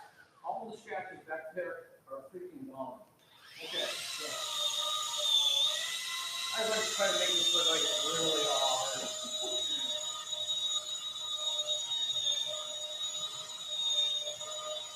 You know, there's, just real quickly, since I got your attention, there's a lot of cordless tools showing up on the marketplace. When it comes to a rotary, I mean, they'll do the same thing. They spin the pad in a circle. So what makes the FLEX rotary better than all the rest is the fact that its battery technology is better, so you get more runtime out of the battery. The batteries charge faster, so you're not down as long. So you at least feel like you got multiple batteries. It doesn't matter. I got multiple batteries. It doesn't matter. Other things like this is, look how I'm able to talk over the sound of the polisher. This thing has stainless steel, precision machined gears. Almost all the other rotary covers in the market have steel stamped gears. There's a lot of slop where the gears actually mesh together. And that's what makes them growl. So that's what makes them so noisy. And that's why you always put airport in, you're going to buffer out. But with the FLEX PXE-80, I mean, I often do bring out my boat stereo, turn it up, and I listen to music. There's no buffers, and I can actually hear it. And other polishers, they can't hear it. Okay, so I want to share another little technique. So now I've got all this polishing back here to do, and right here. So I'm going to put some product down there. I'm going to take my finger because it's my product spread, because wherever I go, I take it with me. And I'm going to take this, I'm going to spread this along here. I call this finger painting. Okay, so I want two things here. I want lubrication, and I want abrasive technology. See like that? I'll put some up here. So I'm finger painting this on. And then when I come down with my spinning pad, it picks up that abrasive technology, works against the pad, pulls out those sanding marks. Let me clean my pad real quick. Oops. Okay. Let's come back here and do a little work. I don't want to pour everything. So let's see.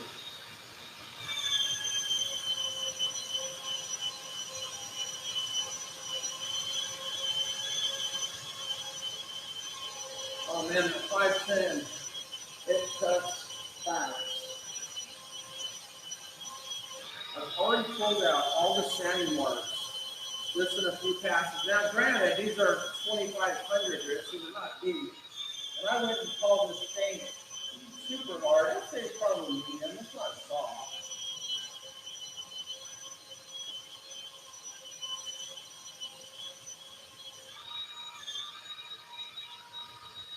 Boom, they're gone. Okay, same thing. Just when you come up here and grab my product.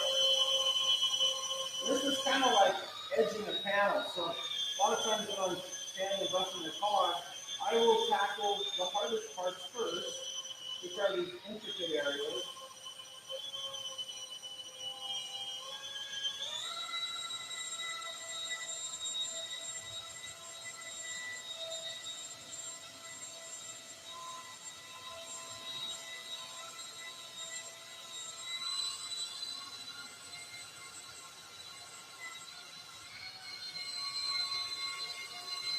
Anyway, you get really good at this thing. I always tell people, spend the time with the polisher, you can make it dance on cane.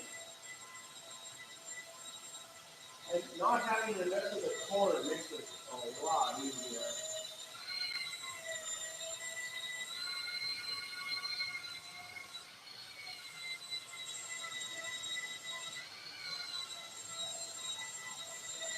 Okay, so up here, I gotta take the sanding marks out next to this mock-up valve cover and along these two edges of steel. So first I'm just gonna pick up some of the product. Just gonna come here and dance around a little bit. Using my overhead lights all the time to monitor a defect removal. And as soon as I'm confident I have 100% defect removal, I want to move on. No reason to keep roughing the same area unless it's scratches are done.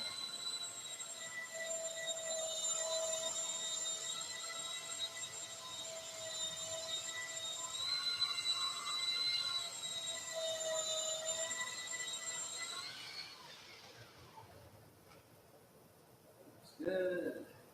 That looks good. Okay. Now up here on the cowl around the wiper arms,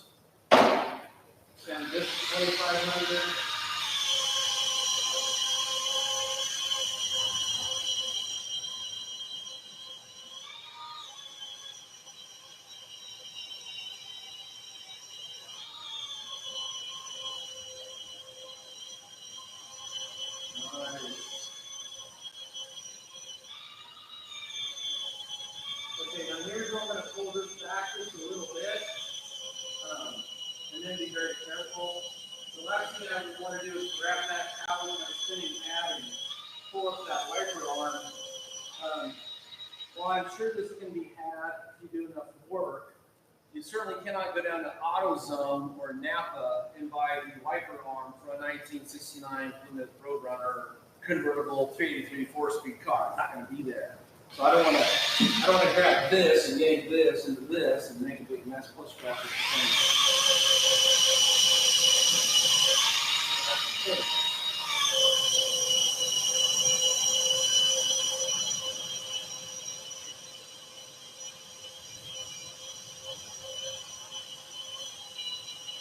Now I can sit here and I can watch the sanding marks just disappear.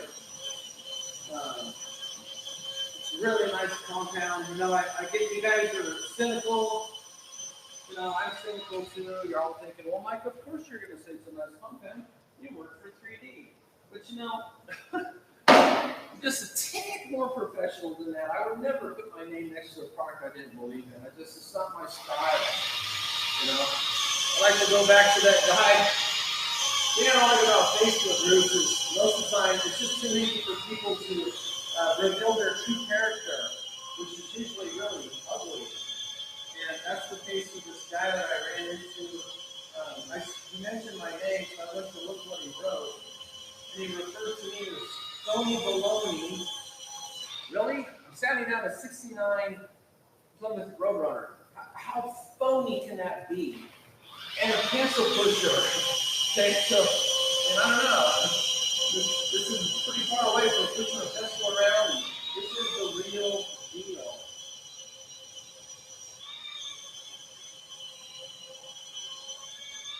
By the way, in order to get a job like this, you have to, at one time in your life, demonstrate it to someone else.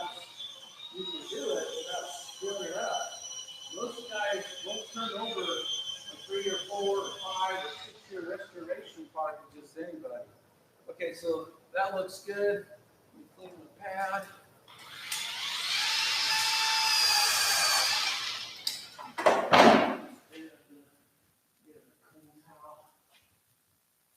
Some of this residue. Cover that back up.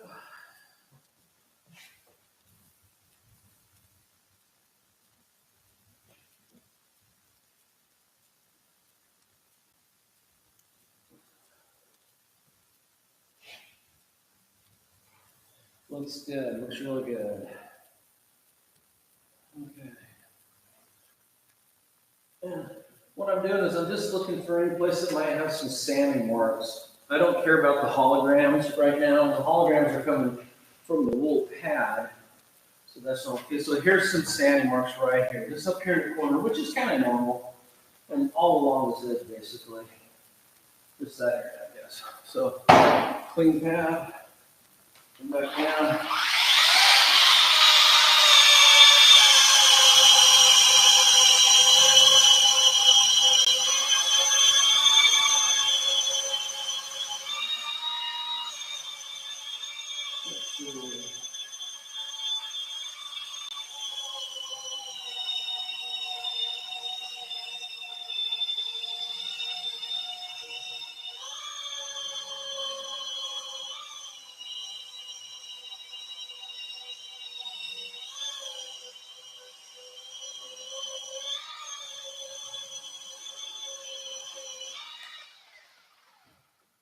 Got it.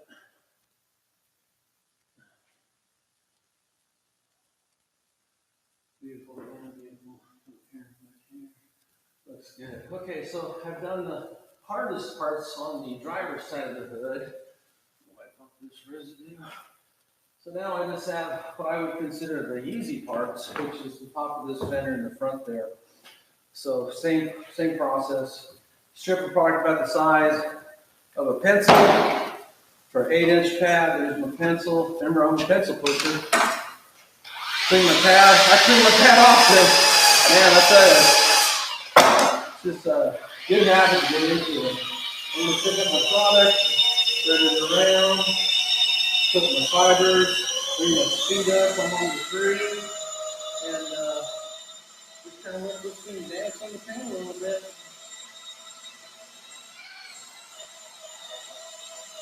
You know, when I worked at AutoGeek, we had 2 TV shows, and they were a lot of fun to film. Bud Budstrom was the producer for our second one. Now, most of you probably don't know his name, Bud Budstrom. That's how you say it. He was the producer and the genius behind Overhauling with Caboose.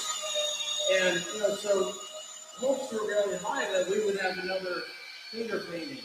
Another really great show. And I think it had the potential, but the problem was Bud said to me, well, Mike, what we're going to do for the first season is we're just going to have you be working on these over-the-top, really cool, really expensive cars to establish your credibility, okay? And, you know, a lot of people in the car detailing world know me, but a lot of people that sit on a couch and watch TV don't know me.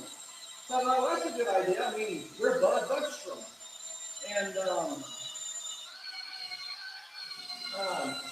so the first season, I mean, we're working on nothing but really cool cars. For example, the round door roll, which is only one in the world, and the value, they say is around 30 or 40 million, but they really say it's priceless because there just aren't any replacements. There's no replacement parts, there's no other cars.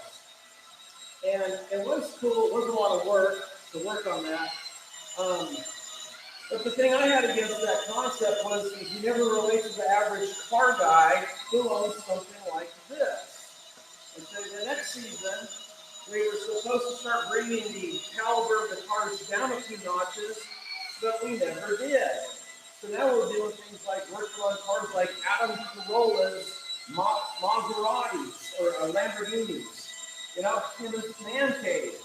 And look, again, that's really cool, but nobody can really relate to it. Now, what I'm doing here, a lot of car guys will take it upon themselves to learn how to paint their own car. You know, for example, say the guy spent 6 years restoring a 67 Mustang Fastback because he had one in high school. And guys do that.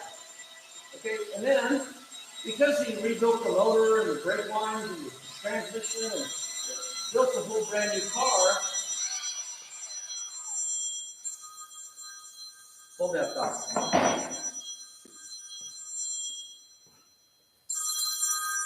Rick, cool. Hey, Rick, I'm doing a live broadcast on YouTube right now. Can you call me some other time? Unless it's really quick. Yeah. What do you need, real quick? Yeah. No, but now you got to strip it and cut the paint. You took all you took off what's called a high spot. I forgot to take my before shots. Doggone it. A high spot. That spot you showed me was coating that you had not removed. That's called a high spot. So yeah. So what you need to do is, dang, I should have got my before shots. Not your fault, my fault. Yeah, so you left the coating on there. You didn't get it wiped off, so it hardened, and that's why you saw that spot there. And it wouldn't wipe off, so you had to take and polish or compound it off. So that's why I always tell people, you know, if you're going to install coatings, you need a great handheld wipe, and you need to go around and inspect your work. Because if you don't get it off, it's going to cure just like super glue, and it won't come off. Make sense? Okay, so yeah, hey, check out YouTube. You see me buffing out I'm sanding it down and I'm buffing it out. Pretty cool car. Talk to you later, Rick. Bye. Bye-bye. So that guy sent me a picture. He coated the car, and it had this catch on the fender. And he's asking me, he said it won't wipe off. And what he didn't understand was that was some coating that he didn't get off when he did the final buff. And then it hardened, and so I told him to get it off, he needed to, try polish first, so you can polish it off. If you can't polish it off, then try compound, so you can compound it off. And usually that'll take care of it. I've seen guys say that some coatings require sanding to get off. Man, if that's the case, there's another reason to own some really good lights. Okay, you gotta be able to see inspect the paint to get the coating off, so you don't have to come back and do that kind of stuff. Okay, so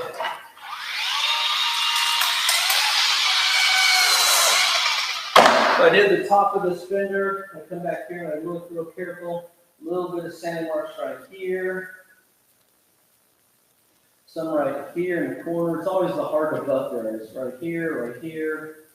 I'm just going to take and mark them with some compound right here. I think the rest of this looks pretty good. Yeah. A little bit right in there. Okay.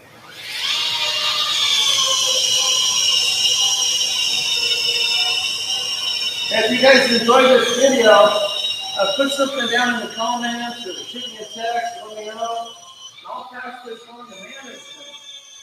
And then if they see a purpose to it, they'll have to use some more. To be honest, I kind of did this without asking for permission. Whoops. How's that saying go? It's better to ask for forgiveness than permission. But here's kind of the deal that they might not realize was I borrowed this car for some video work, and that's when the guy asked me while it was here if I could sand it down. So I'm kind of thinking, hey, I can kill two birds with one stone. We'll get a great video. We got two great videos out of it, and I'll get a great article out of it. Okay, I'm going to pick this up. I'm just going to come down here and look how I hold the polisher. Whenever you got your hand here, you can't see what's going on. Just kind of hold it here and just come on this edge and just kind of slightly run it down this edge, pull up these standing lines.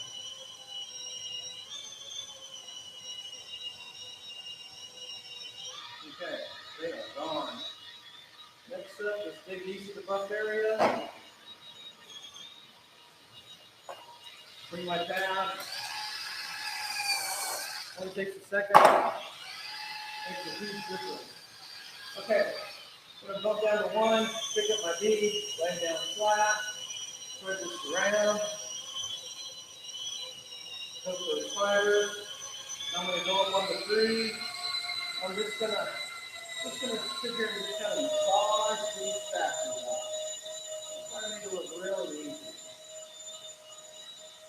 Years ago, I made a prediction that, you know, over the last 20 years, everybody kind of got away from the rotary and switched over to orbitals. Because so many different orbitals came on the market. You got the Brio Garage, you got the loop head, of course you got Flex. And when Flex introduced the PG-14, the cordless, I predicted, because it's so lightweight and easy to use, there would be a resurgence of interest in using the rotary buffer, and I think nowadays I'm vindicated for that prediction. All the scratches are gone. Maybe you have to work at it.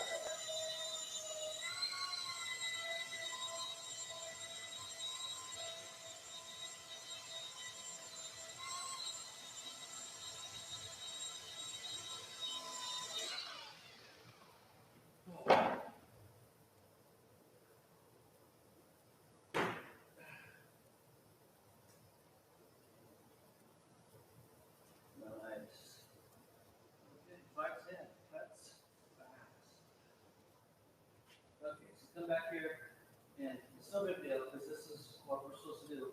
Some sand marks right here, and I still have some along this raised body on it. So no big deal. Just come back and pull them out, and then just go to the other side. So keep working on the car. You guys can all take a break. Me and I ain't gonna stop till I'm done. I'm going to show you my cheater technique too. Okay, right. Right there. Okay, I've got a cheater technique I use when I'm working on cars, and I'll share that with you when I do the polishing step. And once I show you, if you didn't know about it, you'll go, oh, hold up, that makes sense. Okay, so.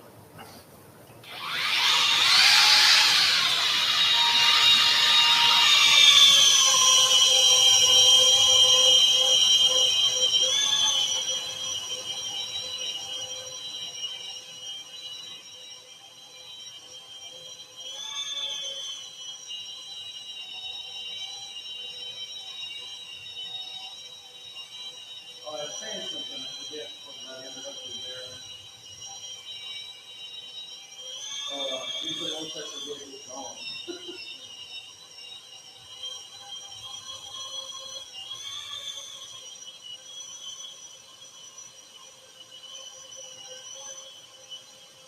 Okay, all done. All done.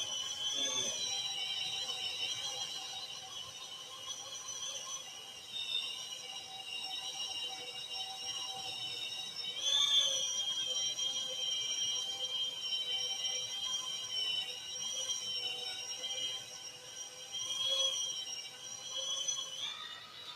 Okay, I'm gonna call that good.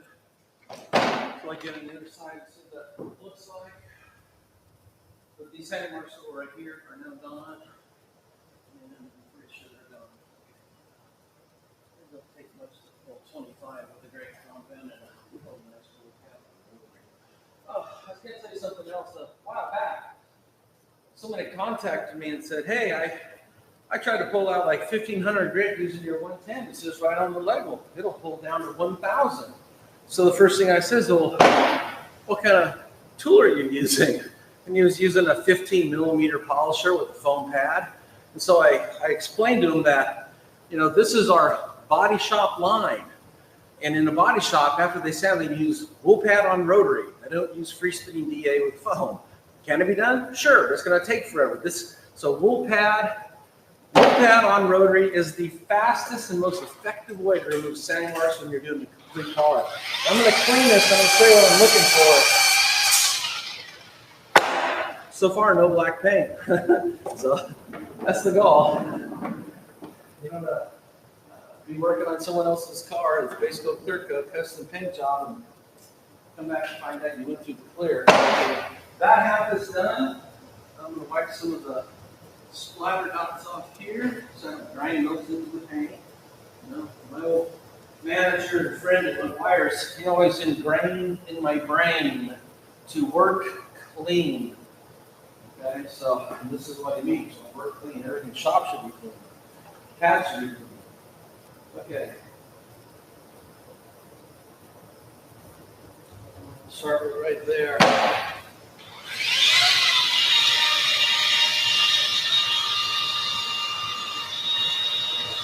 Until I get my product picked up, spread around, and then keep that covered up. That's going to start right here.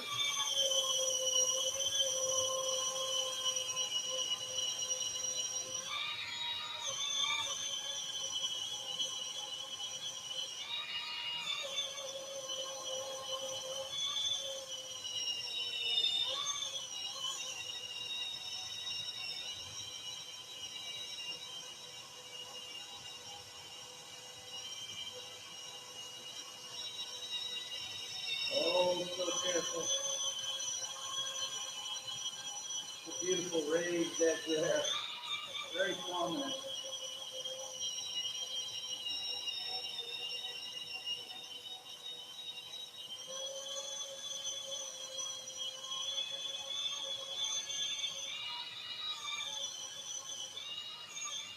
Okay, so now that I've worked all the scratches out here, I'm going to grab this panel back here, take them out.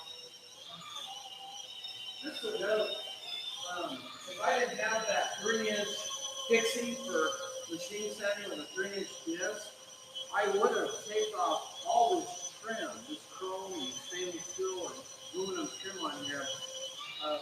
So often, I'm going to pull this back a little bit. So often, when I'm working on other guys' classic cars, when you see the metalwork, you see DA sanding marks in it. And you're just like, how the hell could that have happened? Well, it happened because someone was careful to wrap the DA sander on the trim. And, I mean, it's pretty much game over. I mean, taking scratches and straightening trim out is a real art form. It's one that I don't know how to do. I have friends that can do it.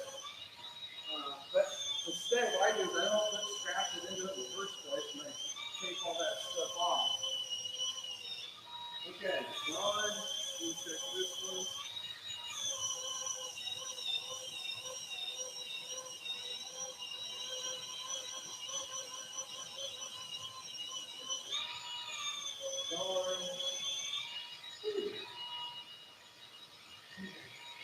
Now Now the 10 technique, you can reverse it. I'm going to go pick this up with the cord, lay it down, spread it out. It becomes relative once you figure out what you're doing.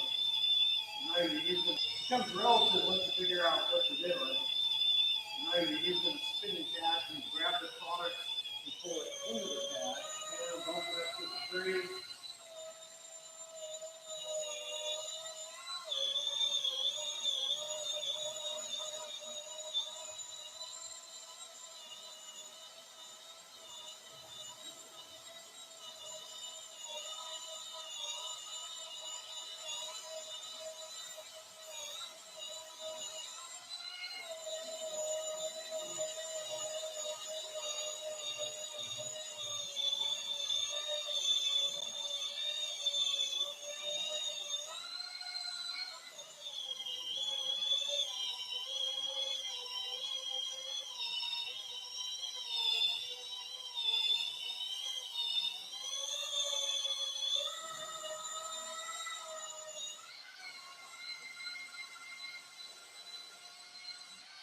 Okay.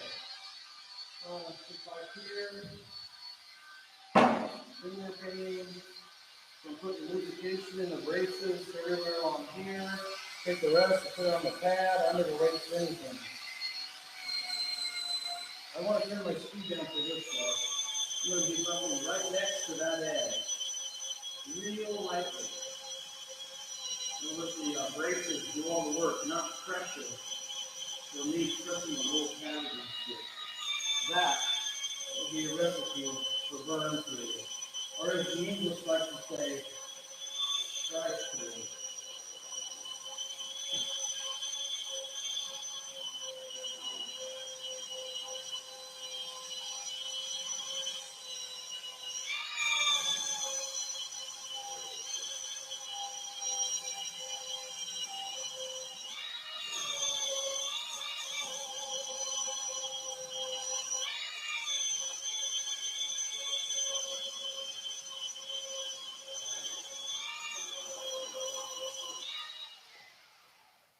Let's see what she's looking here.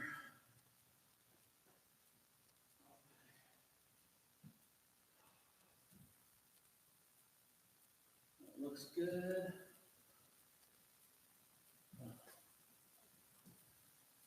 Sand marks are gone.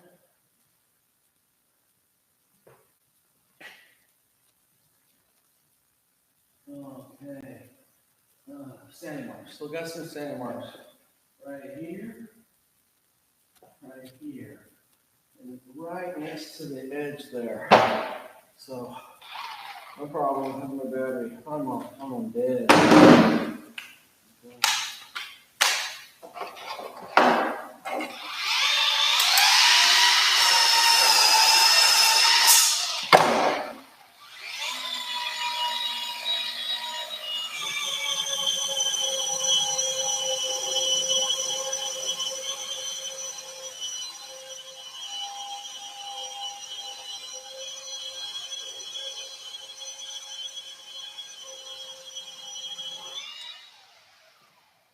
Let's see.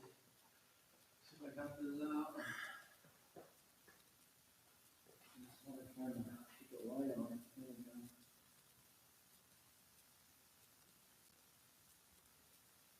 we go. Gone. Gone. Okay.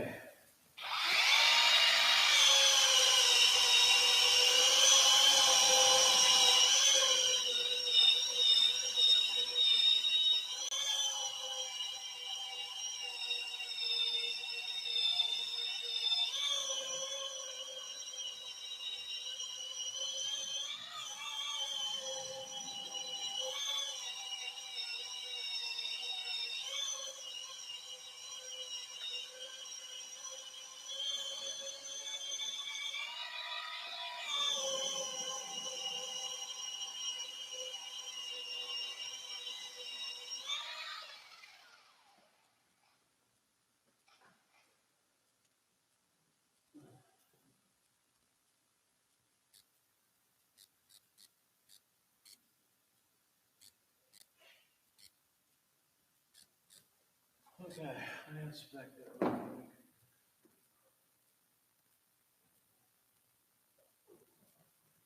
Looks good. Looks good. Looks good. That looks good too.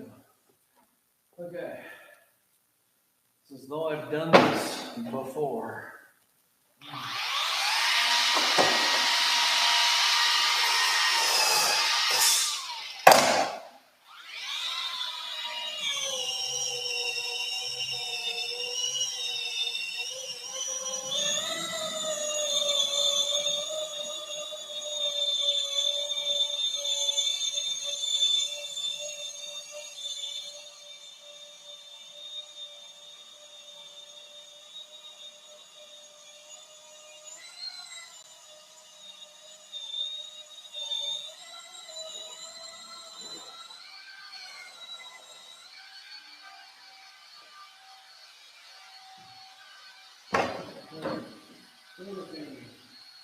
Roadrunner is still there. Let's get in these edges. Way too much product.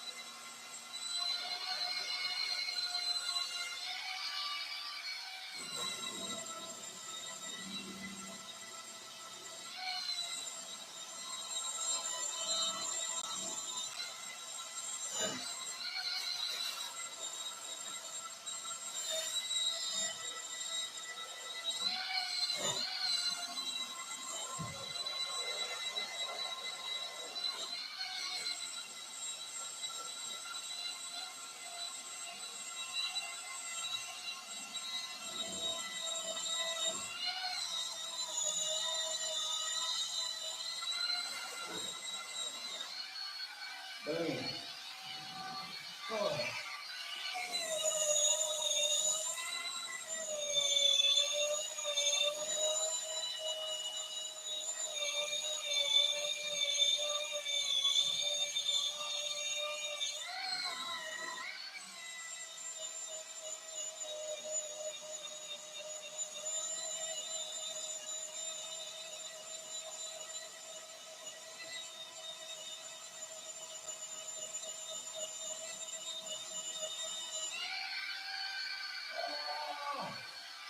Then what's it on?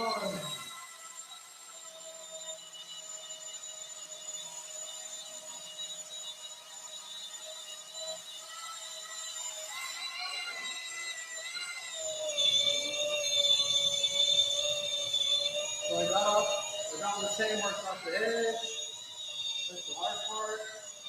Let's go back and do the easy part. Get them out of the big major portion of the panel. It's a concave panel. No problem.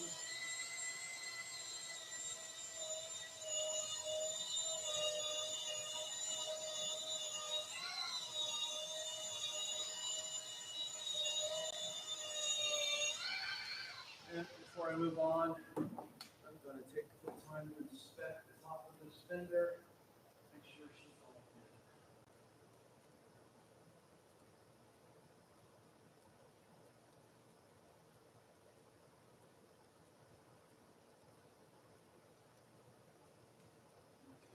This is our antenna here. And looks good. Looks really good. Okay, here's a little bit of sand marks right here by the first open grill there.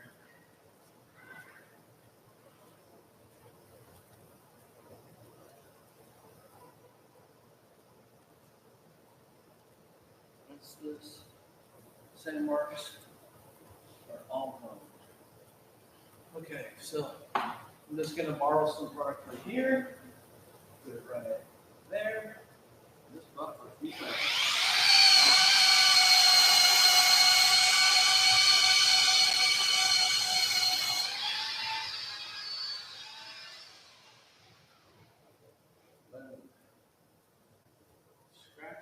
gone. Okay. Clean my pad.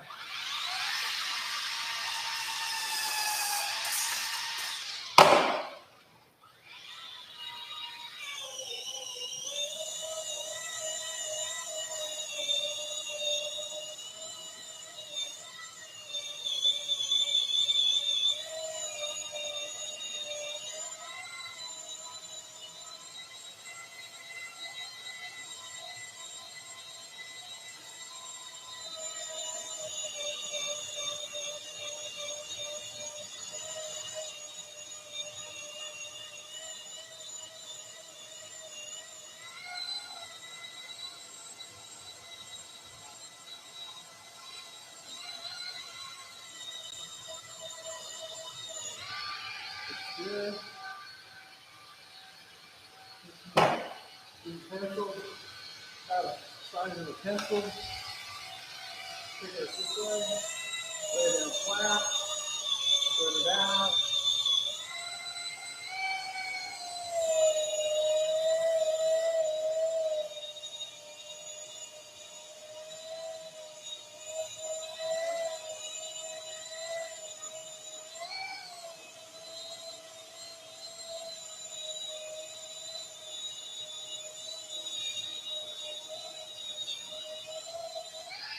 Okay, functionally, if you were counting, I just made, really, for this section here, 2 solid section passes, okay? And, you know, there's just a few, very few sanding marks left out of 2 passes with the wolf pattern rotary. I mean, what's left in there will come out when I polish it. I'm going to go ahead and compound it. It's kind of right here in the center, a little bit right there. But man, that's how fast cutting through compound. Okay.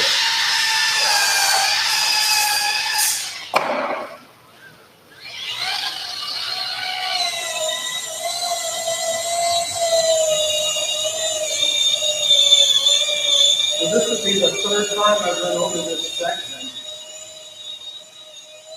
Look at this, nothing.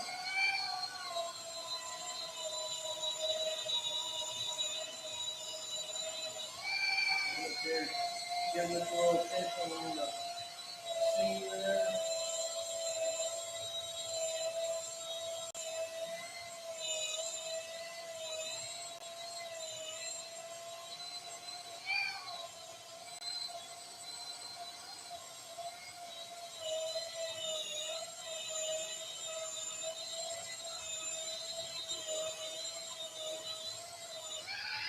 All sanding marks are now gone. No black paint. Okay, so next thing I got to do is just take out some of these sanding marks up here on the front edge of the hood. And I'm going to go into polishing. And then I'm going to share my little secret I use when I polish. Oh.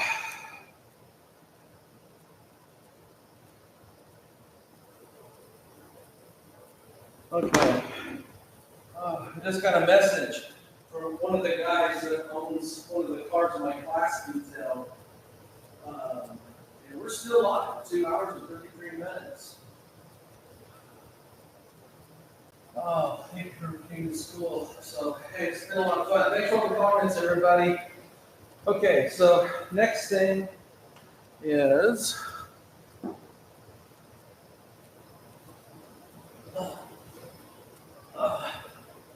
next thing is to do this type of work. I actually got to take my artificial leg off. It's not flexible. And again, here's how I would tackle this. Just put some product above where your sanding marks are. Instead of trying to put it on there, then take your finger and just finger paint the compound where you want it. Now, I point this out a lot because people don't listen. They don't read. They don't listen.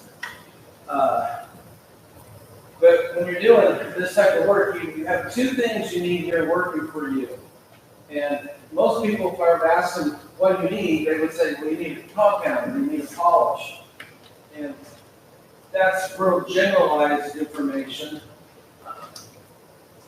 See the product there? I never waste anything. Put it on there. But you need the abrasive technology, so that's on there, and lubrication.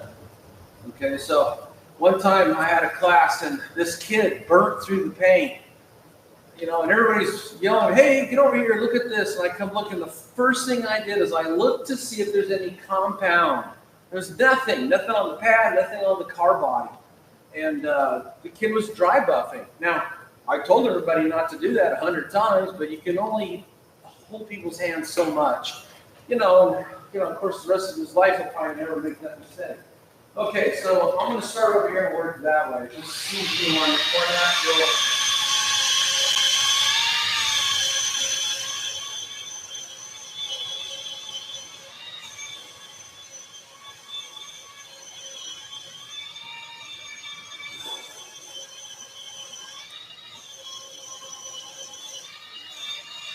Try to get out of the way so you can see what I'm doing.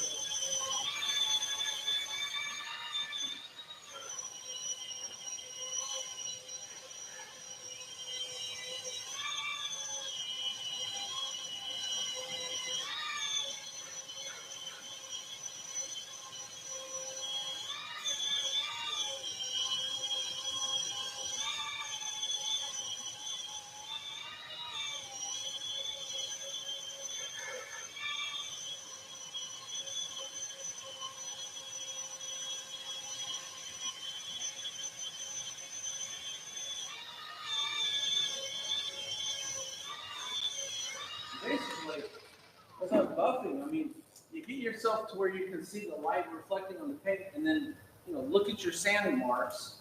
And then as I'm making passes, as I go away, I'm looking at the paint and see if they're gone. If they're not gone, I come back and I keep doing that. And once they're gone, I move on. And they're basically just kind of melting off the paint here.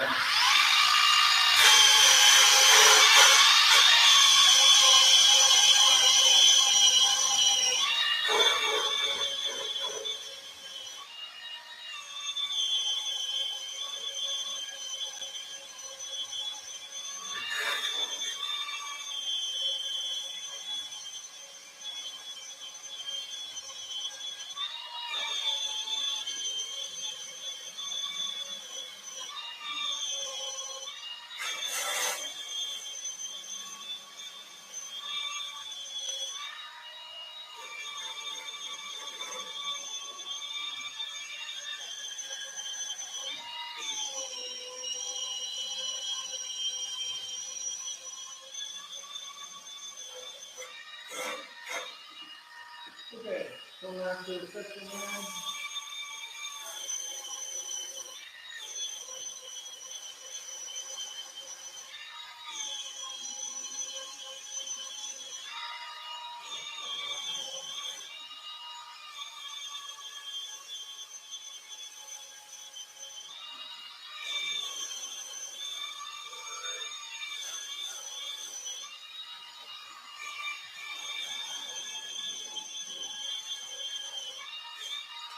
And boom.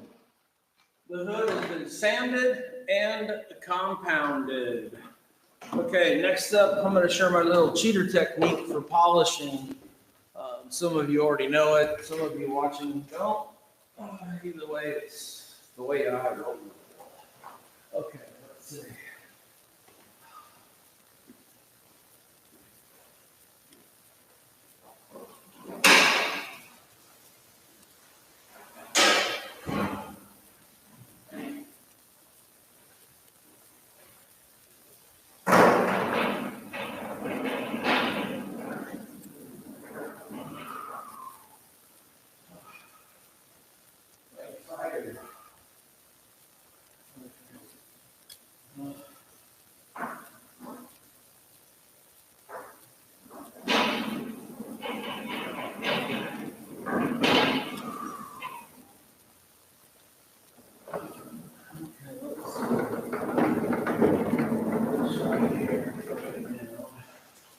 I like to show everybody people what I use, and a lot of people have been watching, looking for information because they've never done this.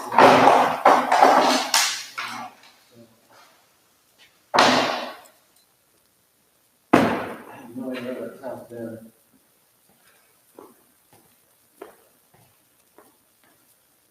Okay, we're clean.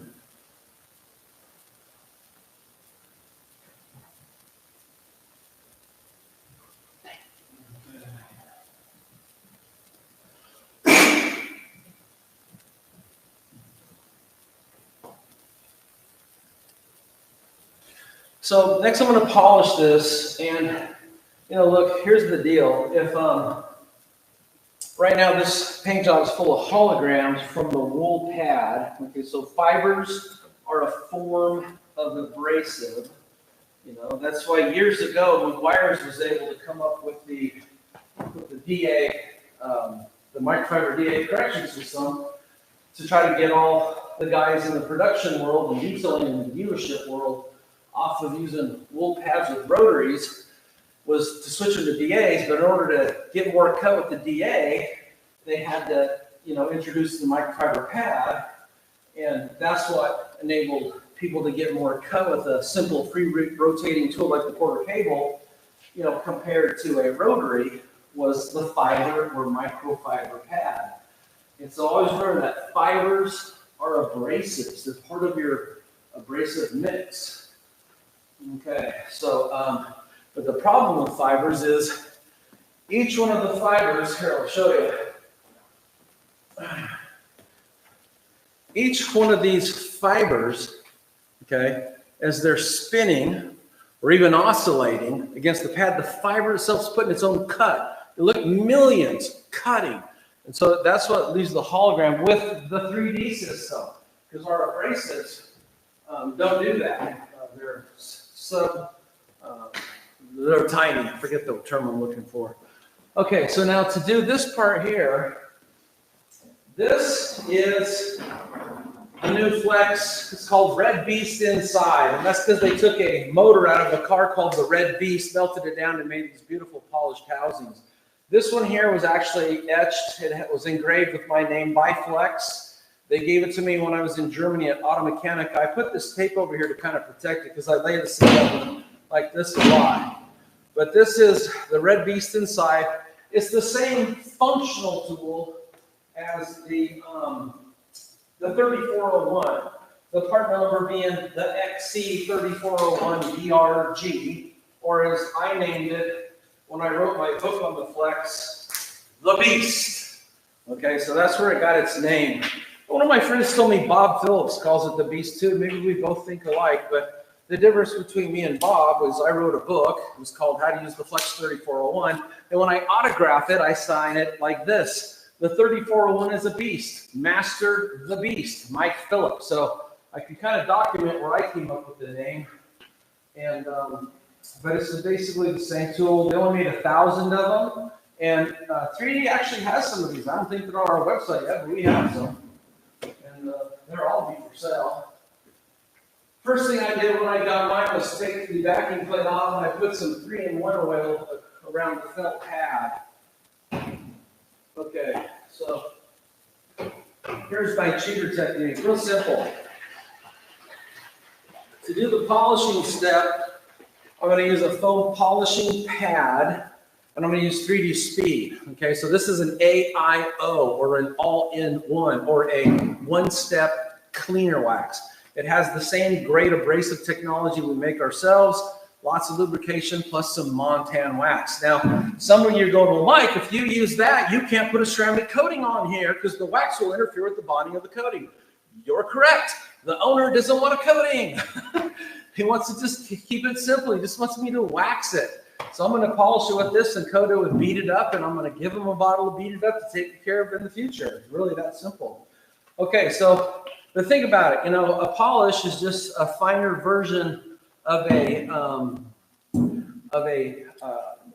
compound, and this is like a polish of the waxing. So it'll do everything a polish will do, plus leave a layer of Montan wax protection behind, plus when you let this fully dry, it wipes off super easy. So again, my brain thinks like this, to come out here on Saturday morning and sand this whole thing down, then compound it, then polish it, that's a lot of work. And I don't mind doing the work, but I'm smart enough to learn many ways to make things easier on me keep my quality high, get it done in a fast way, but also make it easy on me.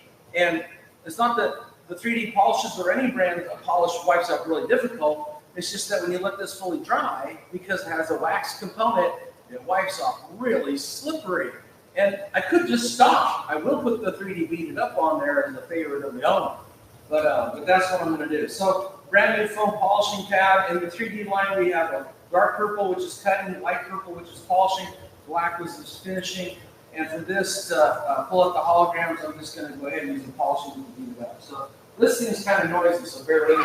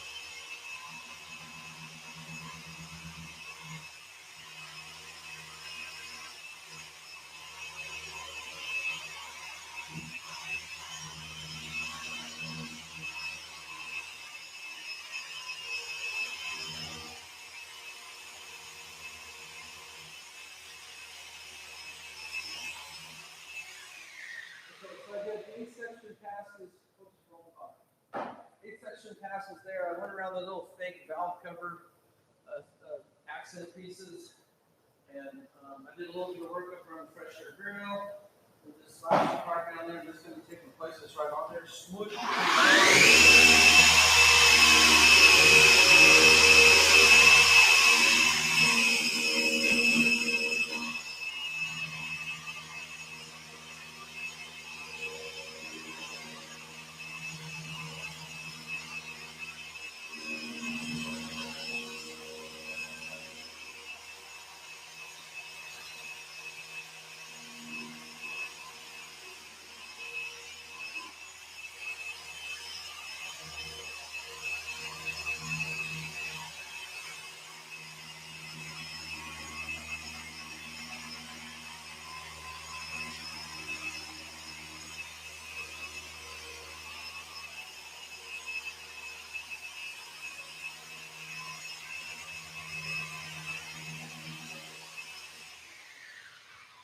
Okay.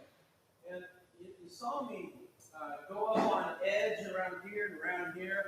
And this is one of the reasons I love the Beast, being gear-driven rotation and oscillation.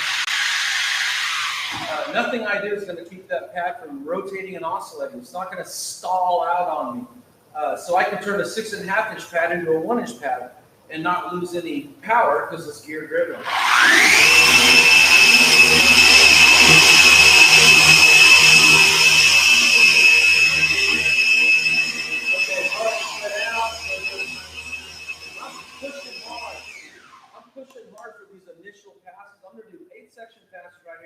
I'm going to press it down about 10 or 15 pounds. It's going to engage the abrasives with the paint, cause them to take a little bite out of it, remove the holograms. I'm going to bring my pressure up and finish out and leave it wax protected. I always tell people polishing paint is an art form. It's not a grinding process. We bring the human elements of care and passion to the process. And that's the difference between hack work and a show car finish. So 8 section passes, count them with me.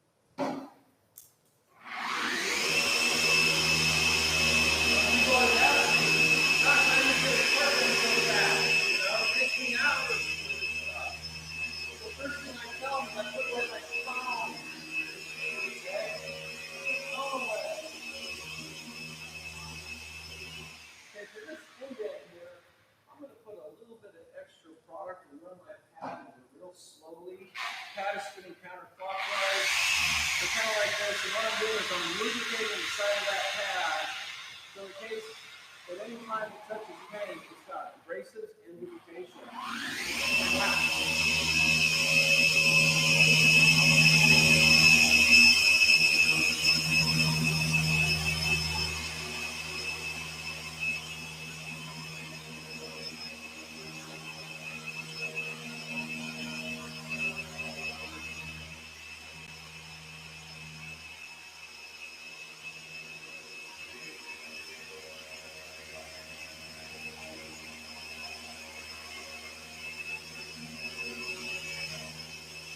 Okay, so I knocked out those edges.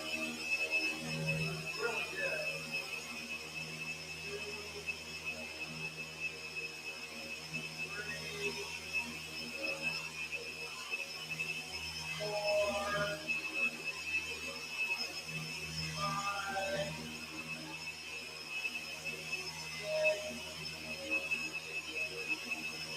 7. Anyone mess it up? Just take a finishing pass here. No, we've got last dry.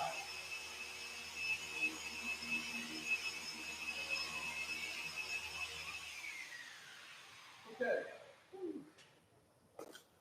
Okay, so I've done basically half this hood, and I could keep going, but what happens when you work around a car with a foam pad is the liquids make the foam softer. So in essence, turns a polishing pad into a finishing pad. If I was using a cutting pad, after the pad becomes wet, it becomes a polishing pad. So I always tell people it's faster and more efficient to take and switch to a fresh, clean, dry, that's the key, dry pad often, than it is to try to squeeze every little bit of polishing you can out of 1 or 2 pads. It's just faster. Plus, you know, think about this. When you're using an orbital polisher, whether it's a 21, a 15, an 8, a 10, a 9, or 8 like I'm using, when you're doing that oscillating action at high speed is violent. Okay, it creates heat. So you have the chemicals soaking through, sometimes getting through to the vacuum plate itself, but you have pressure and time and heat over time. And what that does is it just tears up your pads. It just dissolves them and melts them and ruins them. So you'll save money by buying more pads and switching pads often than only having a few pads and try to buff out an entire car punishing your pads. Then you'll just be buying pads again. So please take it from me. More pads are better. Okay, so for this here, I'm gonna go ahead and knock out the front first. I'm gonna put some product down. I need to break my pad in first because this is dry. You know, I always hear about people talking about 3 pea-sized drops. I'm like, what the hell are they talking about? You know, you need a certain amount of product on the surface to get the job done. And you want to fill the product. Let me show you what I mean. Also, anytime you're buffing out any car, but especially these large Detroit iron like this, you always start in the middle and work out. Don't start here and work in. You have to have a basic set of good habits when you're buffing out a car, and here's one of them. When you're buffing out the larger panel, whether it's the roof, the trunk lid, start in the middle and work your way out. So let me break this pad, and I'm going to come in and get the front look there.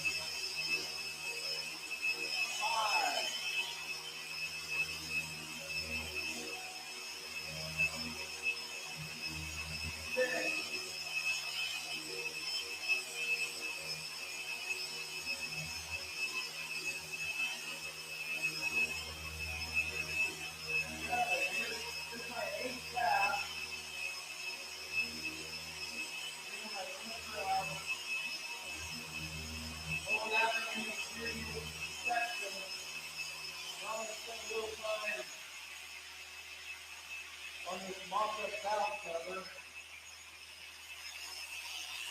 Clean up on. I'm going to go ahead while I'm here and knock out this valve cover. I'm going to show you. I put a little product here, finger painted it on. And now I'm going to go up on edge. There'll be zero pad stalling, and I can knock out this thing real quick, fast, and easy without having to grab a different tool with a precise pad. Then my program ready.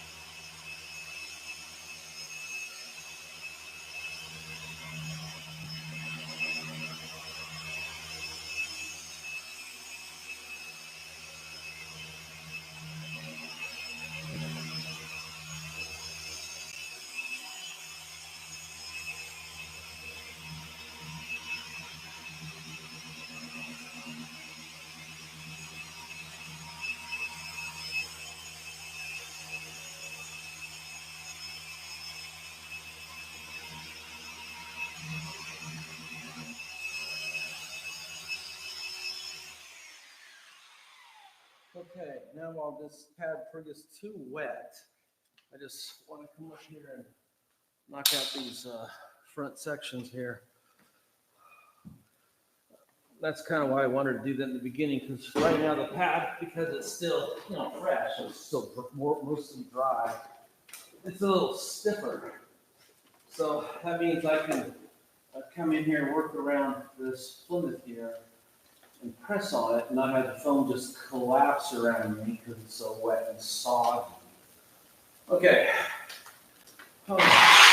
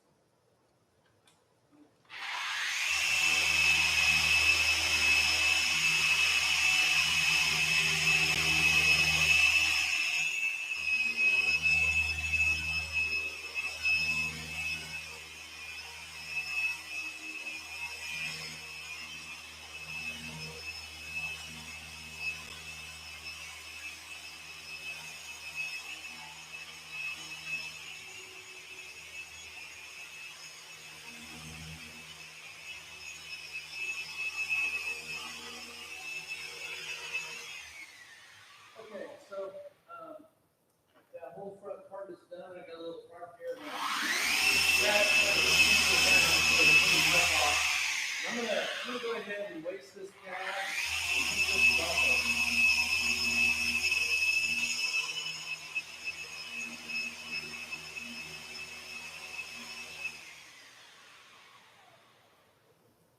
Maybe not. This bumper has these lines on it. I have no idea what these are. They come off, but they're not really coming off with a foam pad. So I'm going to find a different way to take those off safely. This pad's probably contaminated now after hitting the bumper, so I'll put a fresh pad on. And I only have a little bit left here, and then we'll wipe off the wax and reveal the results. And then I'm going to end the live broadcast. I got some other things I got to get done today. Okay.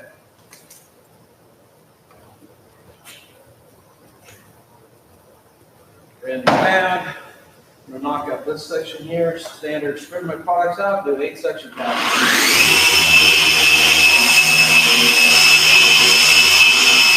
Okay, that is spread out. That is a uniform layer of abrasives and polishing oils and also Montana wax.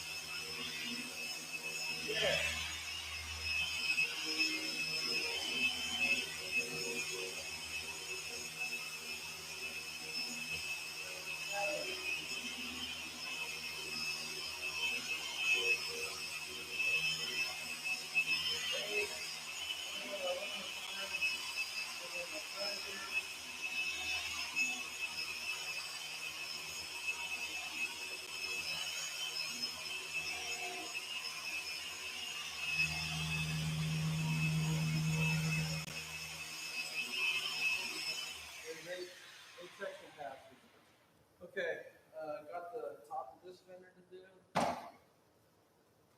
I'll spread my product out. I'm going to come along here. I'm going to focus on the edges and the raised body lines, and I'll kind of smooth the whole thing over. And I think I already did some of that. Okay, so there's it out. Just like I did over there, I want to put a little, I want to get the edges of my pad lubricated. So here's how I do it. Put some product down, and then hold this at an angle. I'm just going to slowly just kind of walk it in there, right? And then you can see the edges all have some product on them.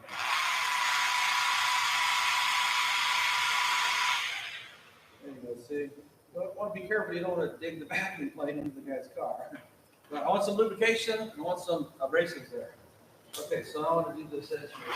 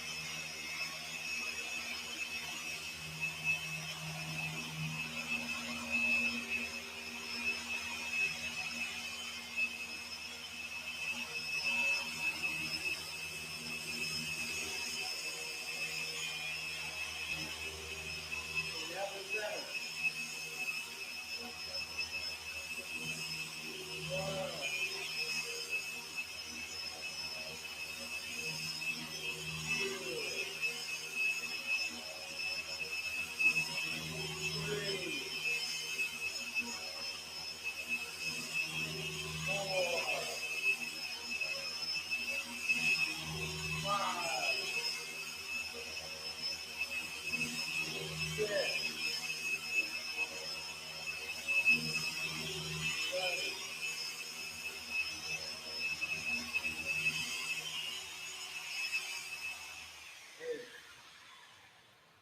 bit up here. Towel around the wiper arms. And a little bit on the door there.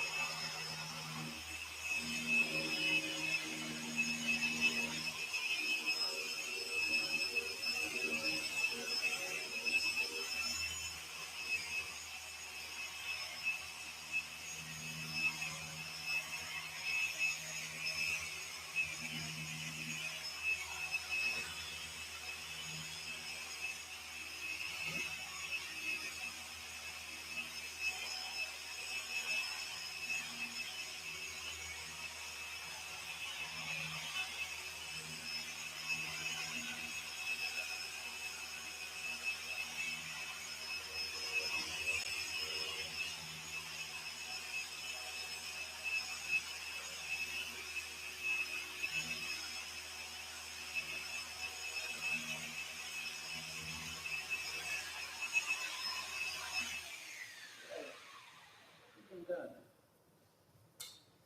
Grab this one.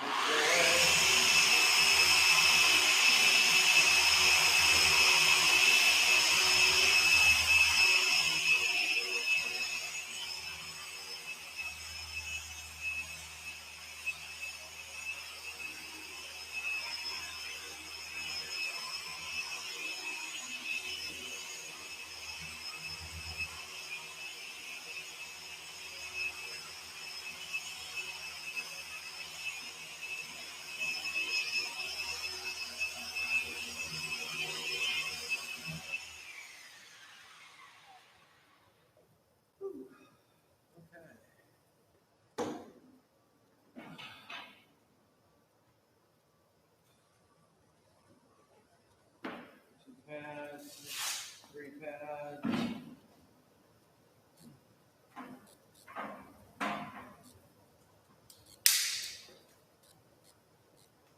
Cowboy coil. Here are your tools.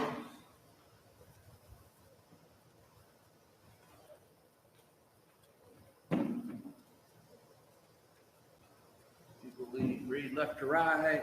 Or 510 or speed. That's what I used. Okay. Now it's just time to wipe off. We start over here. Here's ago I coined this term called follow your path of travel. Okay, so that means start where you started and then go around in the same path that you apply to work with animals. So follow your path of travel. Usually what that means is you start where you started, the product will be dry, ready to wipe off. Okay. No, these are used. I try to keep my towels really clean, but I'm going to go ahead and inspect them. So anytime you have a towel with a weave, that's a piece of wood. On there, like a sliver. So fill your towels, usually just the fluffy side, a couple different directions. A lot of times, particles can be embedded in there that your eyes can't see, but your hand can detect. I always tell people it takes hours to buff out a car. The whole car. This is just the front clip today. But it only takes seconds to put scratches in, okay? And I think that most people never inspect their towels. And I would say that most people, if they went to their towel collection and pulled them out, looked at them, you'd see junk in them. You'd see contaminants. And it's just how things are. So the most important thing anybody can do besides picking a great brand to work on their car with is to have a process in place to keep your towels clean. So For here, because I do a lot of photography and video work, I actually have a bucket, and I just put a sign on the side of it, and wow, look how nice that looks. You guys can't see what I'm seeing, but gee, I'm impressed with myself. I'm good at this. That looks fabulous. Over. Oh man, that looks good. Sanding marks, I'm not seeing any sanding marks. Let me take a quick picture here. I was trying to take enough pictures to write a full house mark, and I've already kind of missed that opportunity because I've been too busy talking to you guys. Okay.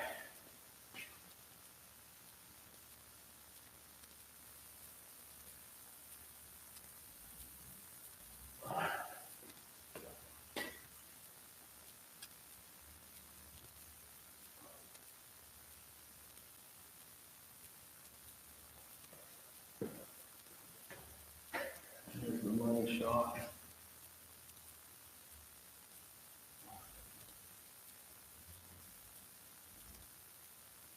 Okay, good enough.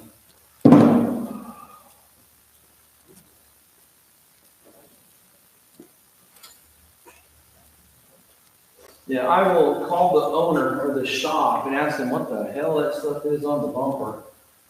It could be I could take that off with the 3D gum and tar remover, just dissolve it off.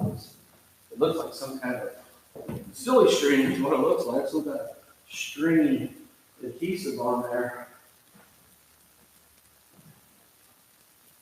The intricate stuff here. So in my detailing profession, I use the term bucket list for cars that I've never buffed out before, and I probably will never buff out again. This is a very special car. It's a highly collected muscle car, especially for Mopar fans. This is a 1969 Roadrunner, Plymouth Roadrunner convertible with the factory 3-speed, the factory 4-speed. It's all original, except for being restored, obviously. Okay, look at that. Look at that. Okay, so this part here is done. And the next thing I would do is come back and put down a layer of 3D's Bead It Up. I just want to share a little bit. It's probably one of my favorite products in the 3D line, but it's not a spray detailer. It's not a craft product. Like there's a lot of this stuff on the market that tries to talk about how it makes beads. This is actually a product that does what everybody wishes the other products would do. It lays down a real polymer coating onto the surface that cures. Turns the surface hydrophobic. But what I really like about it isn't the hydrophobicity. I like saying that word, hydrophobicity. I like how it turns the surface really slippery, and I know that's what people like, you know. Everybody always talks about how at a car show, people walk up and touch cars. Why do they do that? Well, they do that because I think in their heads they want to confirm that the paint feels like they think it feels by the way it looks, and that, of course, is slippery. Of course, it pisses off the owner of the car, and people are out there touching his toy. Okay, so that is the process. That is sanded with 2500 grit. You know, when I stand here, I'm looking at these lights overhead. Now the lines are very distinct, just like a mirror. So I've removed the graininess and done that by sanding and flattening out the paint. Then I remove my sanding marks, and then I remove the holograms and finish out to high gloss. And this is actually waxed. It could leave here today. But I want to show you Bead It Up, and I'm just going to demonstrate. You know, I tell people this all the time. If you're going to buy this stuff, where'd my gallon and jug go? I have to find it. Okay, so you can buy this by the gallon jug, or you can buy this in a 16-ounce bottle. There are 8 of these in a gallon jug. These are $15 a piece. The gallon jug is $35. By buying the gallon, once you've gone through the volumes, 8 of these, you've just saved $80. Okay. But what I tell people to do is buy by the gallon, not just to save money, but because, you know, these generic sprayers that everybody in the industry uses, do they work? Yes, they work, but they don't work as good as this. This is a generic chemical resistant spray head, and it's got an adjustable spray nozzle here, but you can tighten this down and watch this. Look how well it atomizes, okay? Because at this point, like, I don't need a big thick layer, and I don't need to be squirting this onto the car. I just need a light misting, okay? It spreads out forever. So I just take and dampen a towel bit, spread some out, start spraying this around. And as I'm doing this, even though the Montan wax leaves a smooth surface, this amps it up 100 times easy. And it just makes it, there you go, boom, just slippery, just as slippery as it can be. And this is what people love, when they fill that paint, it goes slippery. And this will take 24 hours to cure, and it's just a nice product. I put it on my cars. I put it on every customer car I detail. You know, it's just because once the car leaves here, that customer has to have a way to take care of it. Most people know how to start the engine. You know, push a button. Maybe it's got a key, and that's all they know. They don't know anything else. And when you create a finish that's as clear and reflective and flawless as this, most people can't take care of it. So you as a detailer, you need to try to help your customers. And here's a product that'll help them. It's called 3D Bead It Up. And, you know, just again, buy by the gallon. You're going to love this stuff. Spread it out with a clean microfiber towel. Flip to the dry side, give it a final wipe, and it's right there. You just feel it goes slippery. And none of the other products in this category I've used in my life work as good as this one and last as long as this one. And people ask me all the time, how long does it last? And I always tell them the same thing. How long anything lasts on a car comes down to how you touch the paint after you're done doing whatever you're going to do. Sand and buff it, or just put a coat of carbon wax, or put a ceramic coating on it. So it comes down how you touch it. By touch it, here's what I mean. Most of us touch our cars in one of three ways. With a wash mitt, okay? With a drying towel, so we wash it, we dry it, we're touching the paint. And then microfiber towels. We're putting something on with the towel, or we're putting something on some other way, then we're using the towel to wipe it off. And that's how you touch the paint. There are other ways, like when I get done with this car, down the road from here is a brush-style automatic car wash. They can take it there to wash it, and that brush-style car wash will touch the paint, and it'll put scratches everywhere. Okay, so how long, you know, and it'll break, you know, look, if something is scratching the paint, it's scratching whatever's on the paint off the paint. So that's why I tell people, when people say, Mike, how long does the Montan wax last? Well, the first answer is it depends on how you touch the paint after you're done wiping it off. If you put your car in the garage and close the door and don't drive it for a year, it lasts for a year. If you take it out in the driveway and wash it with a brick, it's not going to last too long.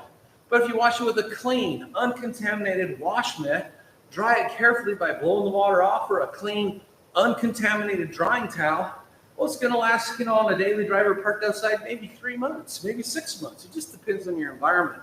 But the thing about it is, it's quick, fast, and easy. You can buzz over. Once you do the initial paint correction, to maintain a car with this is quick and easy. And especially when you consider you really only got to do the horizontal surfaces. Anyway, here's everything I used. Let me go grab the sandpaper because I want to take a picture. Sand this. But that is, you know, there's all kinds of ways to skin a cat. And you know, you always have people who want to argue with you on the internet. And years ago, I quit arguing. I just let them argue by themselves. So if someone wants to argue with me and tell me, Mike, that's not how you do it, well, this is how I did it, and it looks great. The DOI is out of this world right now. And here's everything I used, okay? So I used this tape out of the way. I used the FLEX PXE-80. I call it the Pixie. Just run the letters together. The Pixie with our 3-inch sanding disc on it. I used the 3D 5mm electric sander with our 6-inch discs on it. These come in both 1500 and 2500. This is 25 and here's 15. They come both in 6-inch and a 3-inch in both sizes. And then I cut it using the premium rubbing compound. This is our 510. It's formulated to cut hard clear coats fast, so it cuts any paint fast. I also show this in our boat detailing classes. I use the 8-inch extra cut 100% wool cutting pad on a FLEX PXE-80 rotary polisher. And I showed you what a beautiful tool this is for doing this kind of work. Then I switched over to the 3D Speed. I used a total of 3 foam polishing pads, pulled out all my holograms. Then I misted on a coat of the 3D Bead It Up. Had I done the whole car, this thing would be ready to get out of here. As it is, I got to do the passenger side, the driver's side, and finish up the trunk. I'll probably turn this car around, and unless somebody objects, I'll probably show how I would tackle this side tomorrow. And at some point, I will get it right up on the 3D forum, which is 3ddetailtalk.com. And of course, follow me on YouTube, Facebook, and Instagram. And you can get all these products, including these polishers and the sander, up on 3dproducts.com. Thanks for watching. I hope maybe I shared a couple tips or techniques that'll help you. And of course, if you got any questions, you can always shoot me an email or give me a call on my cell phone, which is 772-310-9712. Try to call Monday through Friday business hours. My wife will divorce me if I keep telling people how to remove swirls in Pakistan at 9 o'clock at night, because I get those kinds of calls. So just try to use some common sense. Anyway, I had a lot of fun. I'm ready to go take a lunch break. I'll see you the next time.